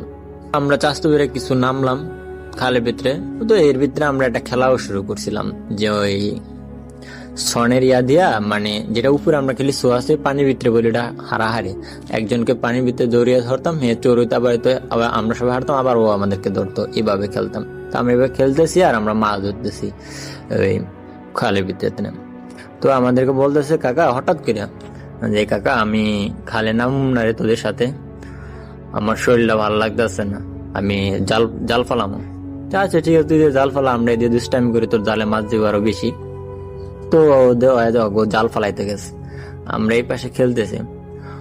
হঠাৎ করে ও কেমন যেন নিস্তব্ধ হয়ে গেল, মুখ টুক কালা হয়ে গেছে একদম। পরে আমরা ওইটা ফলো করিনি, আমরা ভাবছি যে হয়তো নামতে পারেনি, লেবাজারে বয়ে আসছে, শরীর খারাপ লাগতেছে এই জন্য। তো জাল ফালাইতেছে, বেশ কিছু মাছ পেলো, বোয়াল মাছ, অনেক বড় বড় বোয়াল মাছ, এক একটা বোয়াল মাছ 1-1.5 কেজি করে ওজন হবে। তারপর চিংড়ি মাছ, পুঁটি মাছ, এরকম ভালো কিছু, মানে ভেগজালের মাছ তো ভাই 5 পিসালি মাছ সব পাইলো। পাওয়ার পরে কাকা ভালোই মাছ পেয়েছে, আমি যাই গেরে বাড়িতে। আচ্ছা ঠিক আছে। তো ওদিকে আমরা এরকম ভাবে দুষ্টামি করতেছিলাম খালের ভিতরে। তো আমাকে এক কাকায় আমাকে দিছে লড়ান, মানে দৌড়ানি দিছে যে আমরা এইভাবে পানির ভিতরে ইয়া করতেছি অসুখ টসুখ হইলে, সেজন্য। তো আরেকটা কথা বলিনি, যে আমাদের বাড়িতে একটা বড় একটা পুকুর আছে, যেটা দিঘি বলে অনেক মানুষ, আমরা বলি বড় পুকুর, বিশাল বড় পুকুরটা। তো ওই পুকুরে আইসা ডুবাইতাম, সারাসারি হারাহারি খেলতাম। তো আমরা সবাই আবার আইসা পুকুর ভিতরে নামছি। ও হঠাৎ করে পুকুর ভিতরে নামছে, মাছ আইসা ঘর দিয়েই পুকুর ভিতরে নামছে। আমার ঘরে কইতাছি কি, দেখ আমি প্রতি ডুবে একটা করে মাছ ধরবো। প্রতি ডুবে একটা করে মাছ ধরবি তুই, যা। তো ওরা দিছে আমরা তুই আমরা বাজি লাগ, আমি প্রতি ডুবে একটা করে মাছ ধরবো। আচ্ছা ঠিক আছে, তুই পারলে ধর যা পুকুরে মাছ। কিন্তু আমাদের বড় পুকুরে আসলে বড় বড় মাছ ছিল তখন, 2011 সালে, তখন অনেক বড় মাছ ছিল। তো আমরা সবাই ডুবে আপনার শিং মাছ, কই মাছ ধরতাম, কারণ এই সময় তো পুকুর পানি একদম কমে যায় না। তো সেই সুবিধাতে সবাই আমরা ডুবে ডুবে ধরতাম আর খেলতাম, খেলাও হতো, মাছ ধরাও হতো আমাদের। এটাই আমাদের, মানে এরকমটাই করতাম আমরা তো পুকুরের ভিতরে। তো ও হঠাৎ করে ঠিকই ডুব দিয়ে মাছ তুলতেছে, তুইলা মাছ কি করে এটার দিই না। তো হঠাৎ করে আমার একটা স্বাস্থ্য বোন ফলো করছে, ওর নাম হয়েছে সালমা। ও ফলো করছে, ও মাছ ধরে মাছ খায়ালে, কাঁচরা মাছ খায়ালে। তো এটা দেখে আমাদেরকে কইছে, দেখ দেখ দেখ ফাতেমা মাছ খেয়ালে। আসলে আমি যার ঘটনা বলতেছি ওর নাম হয়েছে ফাতেমা। ও মাছ খেলে হোক, আমরা ওরা আরো জারি দিছি। জারি দেওয়ার পরে আমরা সবাই উঠে গেছি। তো বেশি খেলি না, কারণ খালে খেলছি, খেলা দিয়ে নর্মালি গোসল করে উঠে গেছি। উঠে যাওয়ার পরে তো ও যে মাছ খেয়েছে এটা সালমা দেখছে। দেখার পরে মানে ও পরে কয়েকে আমার কথা বিশ্বাস করলেন, আমি নিজের চোখে দেখছি ওরে কাঁচা মাছ খাইতেছে। ও একটা আমি নিজের চোখে দেখি, তোর আমার কথা বিশ্বাস করছ তুই অগরে জিগা ওরে জিগে গিরে তুই কাঁচা মাছ খেয়ে ওর চোখ ঘুরে থাকা। ছোট মানুষ আমরা, মানে আমরা ছোট ও ছোট, এতটা ডিস্টেন্স মানে ইয়া করতাম না, সবাই মজা করতাম আর কি একসাথে, অনেক পোলাপান ছিলাম বাড়ির ভিতরে। তো ওই না কাকা নর্মালি স্বাভাবিক মাইন্ডে কথা হইতেছে, না কাকা আমি মাছ খাম কি আরে কাঁচা মাছি খাওয়া দাওয়া এমনি মজা করছে, আমি লাগে আমার ইয়া করণের লিগা। গোসল করে আসলাম বাসায়, এসে আপনার দুপুর বেলা খাইলাম, তখন খাইয়া ঘুমাইলাম। যখন আমরা ক্রিকেট খেলতে যাবো, কাবাতে ক্রিকেট খেলতাম আমরা প্রচুর বাড়িতে। এমন সময় শুনি ওর আম্মুর চিৎকার, ফাতেমার আম্মু, যে ফাতেমা নাই নাই নাই। তো আমরা সবাই খুঁজতেছি, হঠাৎ একজন ফলো করছে যে ও বাজার আছে না, বাজার বিশাল বড় একটা বাজার ছিল ওদের ঘরের লগে, একদম মানে বিশাল বড় বাস আছে, অনেক মোটা মোটা অনেকগুলা বাস, প্রায় আপনার ওই বাজারটা মিনিমাম হলে 100 বাস হবে। তো বড় বিশাল একটা বাজার ছিল তখন। ওই বাজারটার অনেক উপরে হয়, একদম ঠিক দুপুর বলে ভুল হবে, বিকাল দিয়ে গড়িয়ে 3টা পরে, যে টাইমটা আমরা 3টা পরে স্বাভাবিক ওই টাইমটা খেলতে যেতাম মাঠের দিকে। পরে অনেক কষ্ট করে নামানোর পরে আপনার কত ওরে নামে আমি ওর ঘরে দিয়ে আনার পর দিয়ে ওর স্বাভাবিক আচরণ নাই, কেমন জানি একটু অদ্ভুত টাইপ। তো এটা থেকে সবাই গ্রামের মানুষ তো এমনি ভৌতিক জিনিসগুলো খুব বেশি বিশ্বাস করে। তো তখনই ওরে আমাদের গ্রামের পাশে এক ফকির ছিল, আমরা এসাক দাদা বলতাম ওনারে। তো ওনারাই না কাছেনি দিছে নর্মালি। দেওয়ানোর পরে যখন আমরা খেলতেছি, মাগরিবের আজান দিবে, আমাদের খেলা শেষ বা সবাই যাবো। এই সময় খবর আছে যে জান্নাতদের নাক মুখ দিয়া ব্লাড বের হয়ে পড়তেছে। আমরা সবাই অবাক হয়ে গেছি যে কি করে সবাই নাক মুখ দিয়ে। আমরা খেলা রেখে সবাই দৌড়ে গেছি ওদের বাসায়, যে আসলে ঘটনা অনেক সত্যি, আর অনেক ব্লাড বের হয়েছে নাক মুখ দিয়ে। প্রায় ওর নাক মুখের সামনে একটা প্লেট পাতা ছিল, ওই প্লেটটার ভিতরে ফুল প্লেটটা ভরে গেছে ব্লাডে। এমনকি ব্লাড তখনও পড়তেছিল, আমরা দৌড়িয়ে যেতে প্রচন্ড ব্লাড, মানে কম আর পড়তেছে না, কি বলবো একদম গড়গড় করে ব্লাড পড়তেছে। তো আমরা সবাই ভাবলাম যে হয়তো এগুলো সাইনাসাইটিস সমস্যা হয়। তো আমার এক কাকা বললো যে ওরে তাড়াতাড়ি হসপিটালে নিয়ে যান। তো ওরে হসপিটালে নেওয়ানোর পরে ডাক্তার কিছু ওষুধ দিল, নাক মুখে ব্যান্ডেজ করলো, কি জানি কইরাম। তখন স্বাভাবিকরত বন্ধ ছিল। আসলো বাসায় ওষুধ আনানোর পরে, এখন পর্যায়ক্রমে ওর আচরণ কেমন জানি হয়ে যাচ্ছে, মানে স্বাভাবিক মনে হইতেছে না। ওর আচরণ গুলা খুবই অস্বাভাবিক আচরণ করতেছে, খুবই মর্মান্তিক। যে ওর বাবা ও যে মাছ ধরে আনছে, ওই মাছ কেউ রান্না করতে দিতেছে না করছে ওই মাছ ওখান থেকে মাছ নিয়ে মাছ খাওয়ার ট্রাই করতেছে, বাট ওরা কেউ ওই মাছ ধরতে দিতেছে না তখন। বাট ওই মাছগুলো কারো রান্না করতে দিতেছে না বাসায়। তাই দেখ ভালো ওরা স্বাভাবিক আটকে রাখলো। এখন ওষুধ টষুধ জোর করে সবাই খাওয়াইলো টাইলো, মোটামুটি ডাক্তার মেবি ঘুমের ওষুধ দিছিল। তখন তো ভাই ছোট ছিলাম, মত বুঝিনি। ওরে ওষুধ খাওয়ানোর পরে কিছুক্ষণ পরে দেখছি ও ঘুমিয়ে গেছে। ঘুমিয়ে যাওয়ার ভিতরে ঘুমের ভিতরে অদ্ভুত কেমন জানি আওয়াজ করে, কি অদ্ভুত কি সাউন্ড কি সব ঘুমের ভিতরে। বাট ও কিরকম যেন অদ্ভুত কথা বলে। আমি ওদিকে আসছি, ওই করি, এই তোরা বাড়ির গাছের মাথায়, মানে এরকম মানে কিরকম অদ্ভুত কথা বলতেছে। ও কিন্তু ঘুমের ভিতরে যে ওর ওষুধ দিছে সে যেন ঘুমিয়ে রয়েছে। তো ভাই দেখ নর্মালি সন্ধ্যা টাইমটা কাটলো। যখন রাত্র ঠিক তখন আমরা পড়তে বসছি। আমাদের গ্রামের ছেলেদের একটা অভ্যাস ছিল কি, আমরা সন্ধ্যাবেলা পড়তাম, পড়ানোর পরে রাত্রের 10টার দিকে বের হইতাম, সবাই একসাথে বের হয়ে অনেক মজা করতাম। এই এলাকার গাছের কাকাগো আমাগো যার যেমন ডাব টাপ খাওয়াটা হইতো, খাওয়াটা আবার এসে শুনতাম। হঠাৎ করে অগো বাড়িতে শুনি চিৎকার করে, চিৎকার খা উনি না ফাতেমা নাই করে।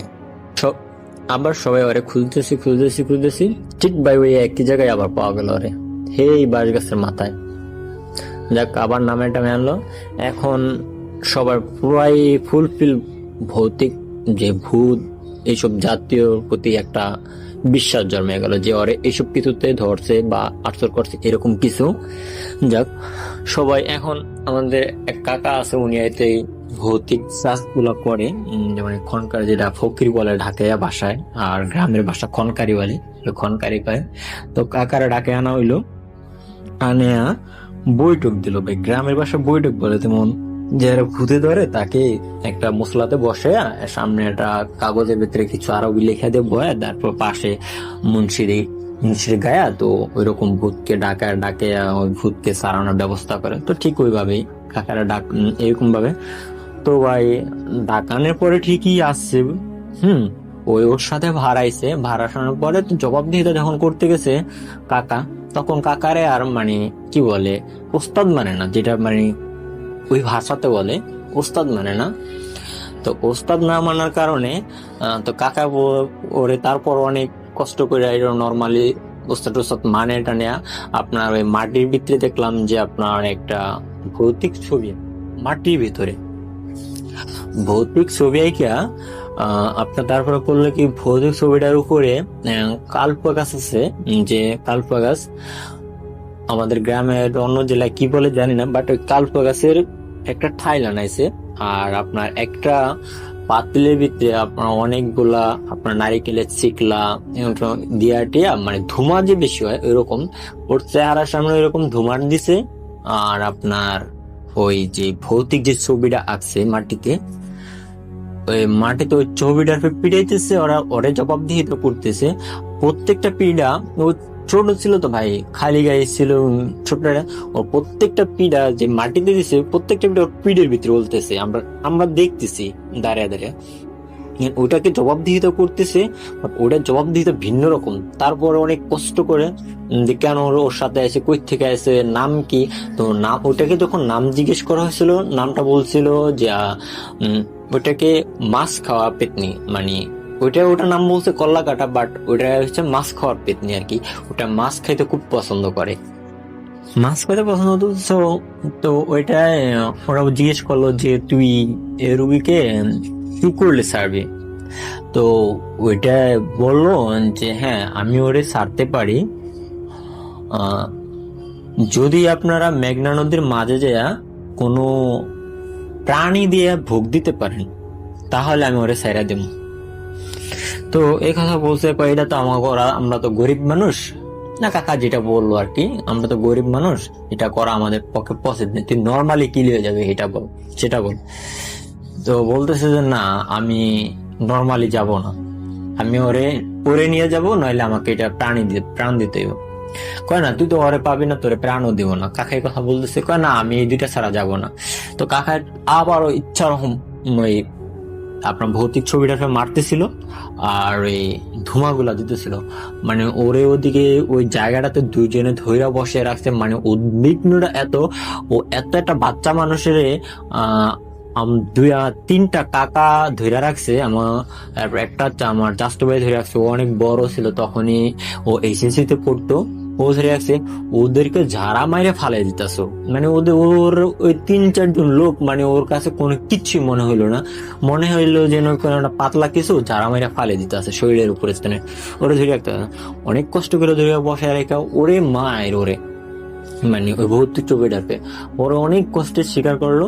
স্বীকার করানোর পর দিয়ে আপনার দেখলাম ওই যে শলা ঝাড়ু কাইসা বলে, যেটা আমাদের গ্রামের ভাষায়, যেমন গ্রাম অনেক শহরে বলে শলার ঝাড়ু, যে বারান্দা বাথরুমের থাকে, তো ওখান থেকে বলে যে তোরা আমি দিতে পারি একটা শলার ঝাড়ু আর একটা জুতা, কামড় দিয়ে তুই নিয়ে যাবি গা, তোর আর কিছু তো পাবো না।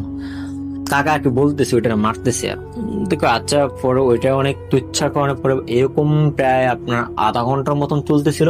পরে এক পর্যায়ে ওইটা রাজি হলো, অনেক পরে ঠিকই ওইটা মানে সোলার জারুটা কাইচাটাকে কামড় দিয়ে ধরলো, আস্তে করে হাতিরা একদম নিস্তব্ধ হয়ে গেল গা, নিস্তব্ধ হয়ে গেল। তো ঠিক তখন কাকা কিছু ওই বরখাস তাবিজ আরো কিছু টিছু দিছিল, তো ওগুলা খাওয়াইছে।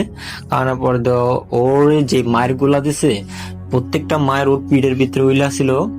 একদম আমরা স্পষ্ট দেখছি, একটা যখন একটা টিচার একটা স্টুডেন্টকে ব্যাট দিয়ে আঘাত করলে যেরকম, অনেক জোরে আঘাত করলে যেরকম উইলা থাকে, রক্ত দাগ হয়ে যায়, রক্ত কালো হয়ে যায়, ঠিক এরকম ভাবে ওর পিঠের ভিতরে ছিল ওই মায়ের গুলা।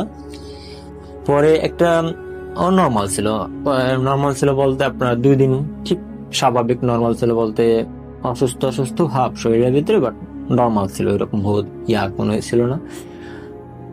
আপনার 2-3 দিন যাওয়ানোর পরে ঠিক একই কাহিনী হয়ে গেল আবার।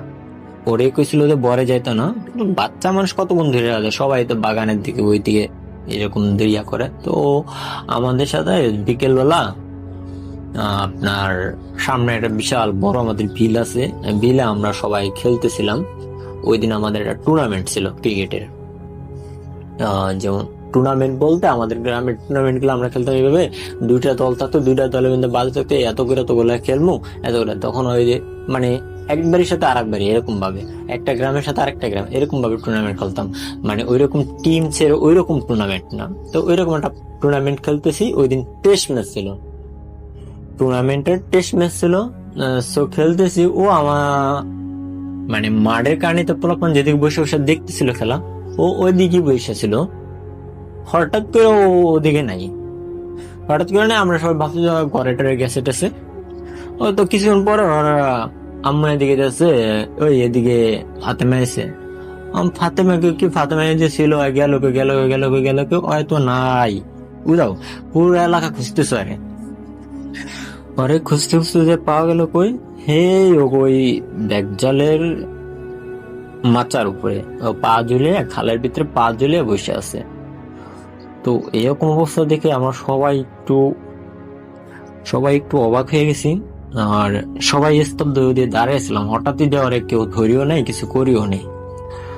তো সবাই এরকম, আমরা চাস্তো ভাই কয়েকটা, তারপর কয়েকটা বলতে কি প্রায় খেলার মাঠের প্রায় অধিকাংশ পোলাপানি আর ওইদিকে চলে গেছি আমরা। এই যে খনকার কাকা, ফকির কাকা, উনি আমাদের সাথে গেল। তো যা বলে কি ওরে কেউ ধরেন না, ওরে ধরলে ক্ষতি হতে পারেন, তো ওরে একটা কাজ করেন, ওরে ডাকেন সবাই। তো ওরে ডাকতেছি ভাই, ও এত গম্ভীর ছিল যা বলার বাইরে। আপনার মানে ও যে কত গভীর চিন্তা, মানে কি মন এই জগতে আছে কিনা ওইরকম কোনো মানে আপনার ফিল বা অনুভূতি করা যাইতেছে না অনেক। তো কাকা বলে কি আমি যাই আপনারা দাঁড়ান। তো মাছটা ঠিক একটু খালটার মাছ বরাবরই থাকে, যেহেতু ভেগ জাল পাতে, তো আপনার মাছ বরাবর না থাকলে তো জালটা উঠানো যায় না। তো কাকা করলো কি আস্তে আস্তে গেল, যাওয়ার পরে যে ওরে শরীরে টাচ করলো, ও অজ্ঞানে পড়ে গেল, মানে অজ্ঞানে শুয়ে পড়ছে। আপনার অজ্ঞানে শুয়ে দেওয়ার পরে ওরে কোলে নিল কাকা, কোলে নিয়ে আপনার বাসায় নিয়ে এলো। বাসায় নিয়ে আনার পরে কাকা বললো যে না, আসলে ও বলছে যে সাইরা গেছে, বাট ও ওর লগে তো যায়নি, 2 দিন ওর সাথে চুপ ছিল। কাকা বললো যে আসলে আমি তো কুফুরি কালাম দিয়ে খনকারি করি না, আপনারা একটা কাজ করেন, কুফুরি কালাম দিয়ে যে খনকারি করে তাকে দেখলে ভালো হয়। ওনাকে আপনার এই বাদ দেওয়ার পরে ওর পাশে একজন লোক রেখে, পরে আমাদের বাড়ির কাছে একটা বাজার আছে, কুঞ্জির হাট বাজার, বহানুদ্দিন থানায়। তো ওই থানা কুঞ্জির বাজারে একজন লোক ছিল হারুন খনকার নামে। তো উনি আপনার কুফুরি কালাম দিয়ে করতো খনকারিগিরি। তো ওনারা ডাইকা আনার পরে ঠিক উনিও বৈঠকে ডাকলো, ডাইকা আপনার কুফুরি কালাম তো পুরা আপনার ওইটারে করে এলেছে। পরে আপনার অনেক কিছু করলো, সেদিকে আপনার ওইরকম ভাবে বইটাকে ডাকা হইলো। ডাকা হওয়ার পরে আপনার পরে করলো কি ঠিক ওই একইভাবে আপনার ভৌতিক ছবি টবি আইগা টেকা এই একইভাবে মায়ের তরসর। এবার উনি করলে কি ওরে একটা চক্কর কাটলো, মানে একটা গোল চক্কর কাটলো। গোল চক্কর কাইটা গোল চক্করের ভিতরে ওরে দাঁড়া করে চায়ের কানিতে ধুমা দিছে। ও ধুমার মাঝখানে মানে ওর এত ইচ্ছা দিছে ভাই, মানে একটা স্বাভাবিক লোক যদি এরকম চাক আমি আই ফিল কখনো ফিল হবে না যে লোকটা আসলে স্বাভাবিক বা আপনার কি বলে যে লোকটা বেঁচে থাকতে পারে এরকম সিচুয়েশনের ভিতরে। আমার মনে হয় না যে কোনো স্বাভাবিক লোক এটা সহ্য করতে পারবে। তো পরে ওরে দেওয়ানোর পরে আপনার যার ওখানে এত ধোঁয়া, আমরা আপনার মিনিমাম 5 থেকে 6 হাত দূরের থেকে দেখতেছিলাম। তাও মানে ধোঁয়ার ইয়াতে আমাদের মানে আপনার অক্সিজেন নিতে কষ্ট হয়ে যেতেছিল। পরে এই ওরে অনেক মারলো, অনেক পরে তুচ্ছা করানোর পর দিয়ে ও শিকার গেল তোরে আমি ভোগও দিব। উনি বললো এই কথাগুলা যে তোরে ভোগও দিব না, তোরে প্রাণও দিব না, তোরে কায়সারও দিব না, কিচ্ছু দিব না, তোরে আমি বোতল ভরম। ওইটাই তো বোতলে ঢুকতে রাজি না, ঢুকবোই না।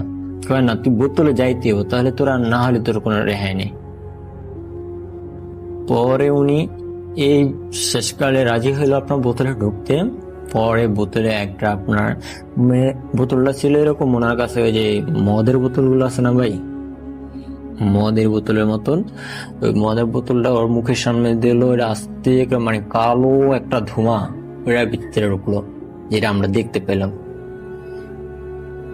ধোঁয়ার মতন ঢুকলো, দুইটা একদম ক্লিন নর্মাল হয়ে গেছে বোতলটা। পর উনি মুখটারে আটকে আপনার যে মানুষ কাপানে কাপড় আছে না ভাই, কাপানে কাপড় দিয়া তারপরে পুরো বোতলটার পেঁচাইলো।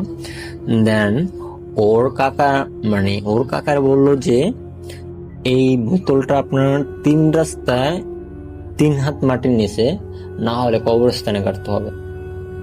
তো ওদের আমাদের বাড়ির সামনে 3 রাস্তা ছিল, তো ওখানে আমরা সবাই নিয়ে হালার পলার শয়তান এসকাতরে গাইরে আইতাম। তো প্লাপান সব জোয়ার দিতে আইসি মাটিটারি খুঁড়িয়া আপনার ওইটারে 3 হাত তো ভালো হতো, মনে হয় 9 হাত নিচে দিচ্ছি কিনা আমরা মনে নেই ঠিক।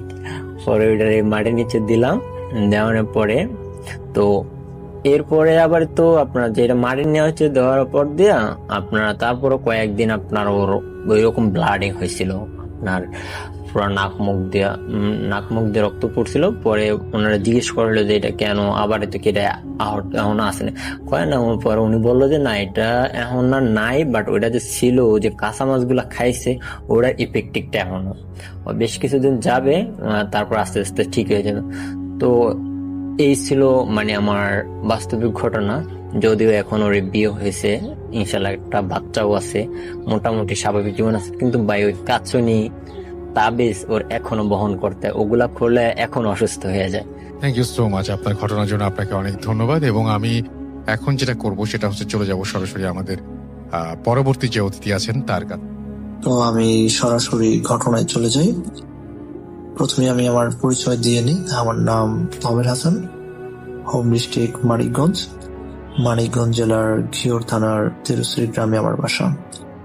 তো ঘটনাটি যার সাথে ঘটে এমনকি সঙ্গত কারণে আমি তার নাম এবং জায়গাটি বিশেষভাবে বলছি না।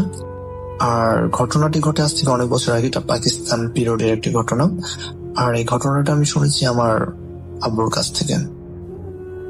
তো ঘটনার দিন একজন ব্যক্তি, তার নামটা আমি বলছি না, তিনি সে আমলে ছিলেন পেশায় একজন ইঞ্জিনিয়ার। তিনি ভীষণ সাহসী এবং জেদি টাইপের লোক ছিলেন, এবং তিনি কোনোভাবে প্যারানরমাল কোনো ঘটনা, ভূত টুত এগুলো বিশ্বাস করতেন না।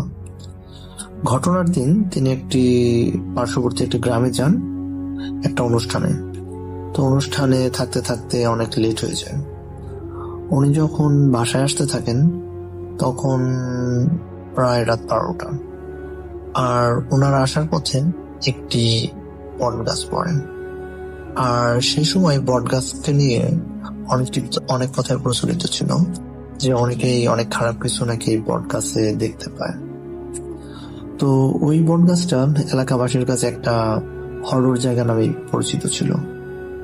উনি যখন ওই বাসা থেকে বাড়ির উদ্দেশ্যে রওনা দেন তখন ওনাকে অনেকেই বলেছিল যে আপনি এত রাত হয়ে গেছে, তো আপনি থেকে যান, কিংবা আপনাকে এগিয়ে দেওয়া হোক, আপনার সাথে কেউ যাক। তো উনি এগুলা অগ্রাহ্য করে যে না, আমি একাই যেতে পারবো, আর আমার থাকার দরকার নেই। তো উনি রাস্তা ধরে যেতে থাকেন। আর সেদিন ছিল পূর্ণিমা, ভরা পূর্ণিমা। উনি যখন রাস্তা ধরে সামনে এগোতেছিলেন, উনি দেখেন যে রাস্তার দুপাশে চকে অনেক ঘোড়া। তো স্বাভাবিক ক্ষেত্রে এত রাতে এত ঘোড়া থাকার কথা না, যদিও অনেক সময় রাতের বেলা অনেকে ঘোড়া ছেড়ে দেয় ঘাস খাওয়ার জন্য, তবে সেদিনের ঘোড়ার পরিমাণটা অনেক বেশি ছিল।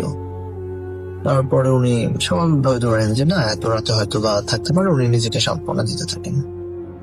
উনি যখন একটু একটু করে সামনে এগোতে থাকেন, উনি একটা জিনিস খেয়াল করেন যে ঘোড়াগুলো ওনাকে অনুসরণ করছে, এবং কি ঘোড়াগুলো প্রায় ওনার সাথে তাল মিলিয়ে সামনে এগিয়ে যাচ্ছে। তো উনি বিষয়টা একটু অন্যরকম লাগে ওনার কাছে। তবু উনি নিজেকে সান্ত্বনা দেন, হয়তো বা কোনো একটা কারণে বা রাতের বেলা ঘোড়াগুলো ওনাকে কোনো কারণে হয়তো অনুসরণ করছে। তো চারপাশে খুরের আওয়াজ এবং কি ঘোড়ার চিৎকার, তার ভিতর দিয়ে উনি এগিয়ে যাচ্ছিলেন।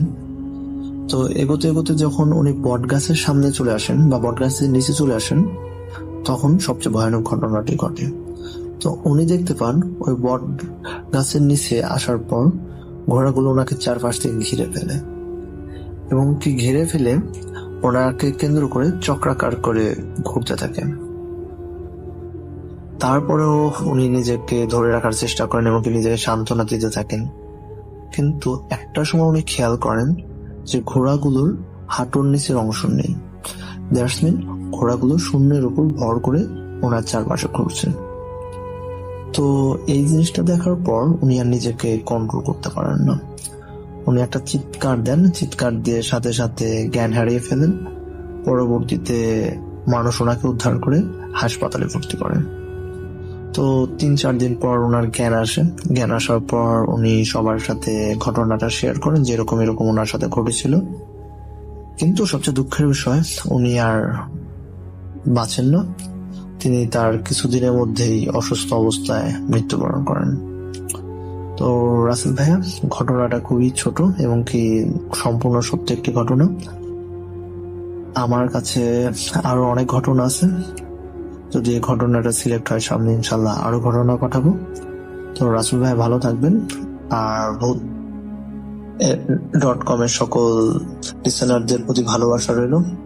আল্লাহ হাফিজ, আসসালামু আলাইকুম। থ্যাংক ইউ সো মাচ আপনার ঘটনার জন্য, আপনাকে অনেক ধন্যবাদ। এবং আমি এখন যেটা করব সেটা হচ্ছে চলে যাব সরাসরি আমাদের পরবর্তী যে অতিথি আছেন তার কাছে। আসসালামু আলাইকুম রাসেল ভাই, আশা করি আপনি ভালো আছেন এবং ভালো দলে আছেন।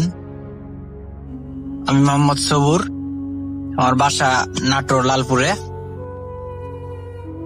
আমি আজকে যে ঘটনাটা শেয়ার করবো সেটা আমার নিজের সাথেই ঘটেছে 2020 সালের সেপ্টেম্বর মাসের 12 তারিখে।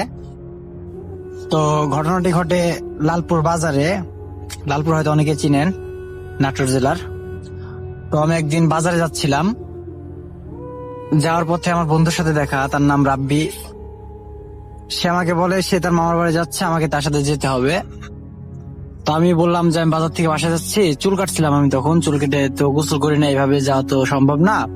তো আমি গোসল টোসল করে তারপরে ফ্রেশ হয়ে একবার যাবো। তো সে বললো যে অনেক রাত হয়ে গেছে, এখন বাসায় যাওয়ার দরকার না, এইভাবে চল, পরে এসে হয়তো সকালে গোসল করবি, তো এমনটা কিছু বললো। পরে আমরা দুজন গেলাম।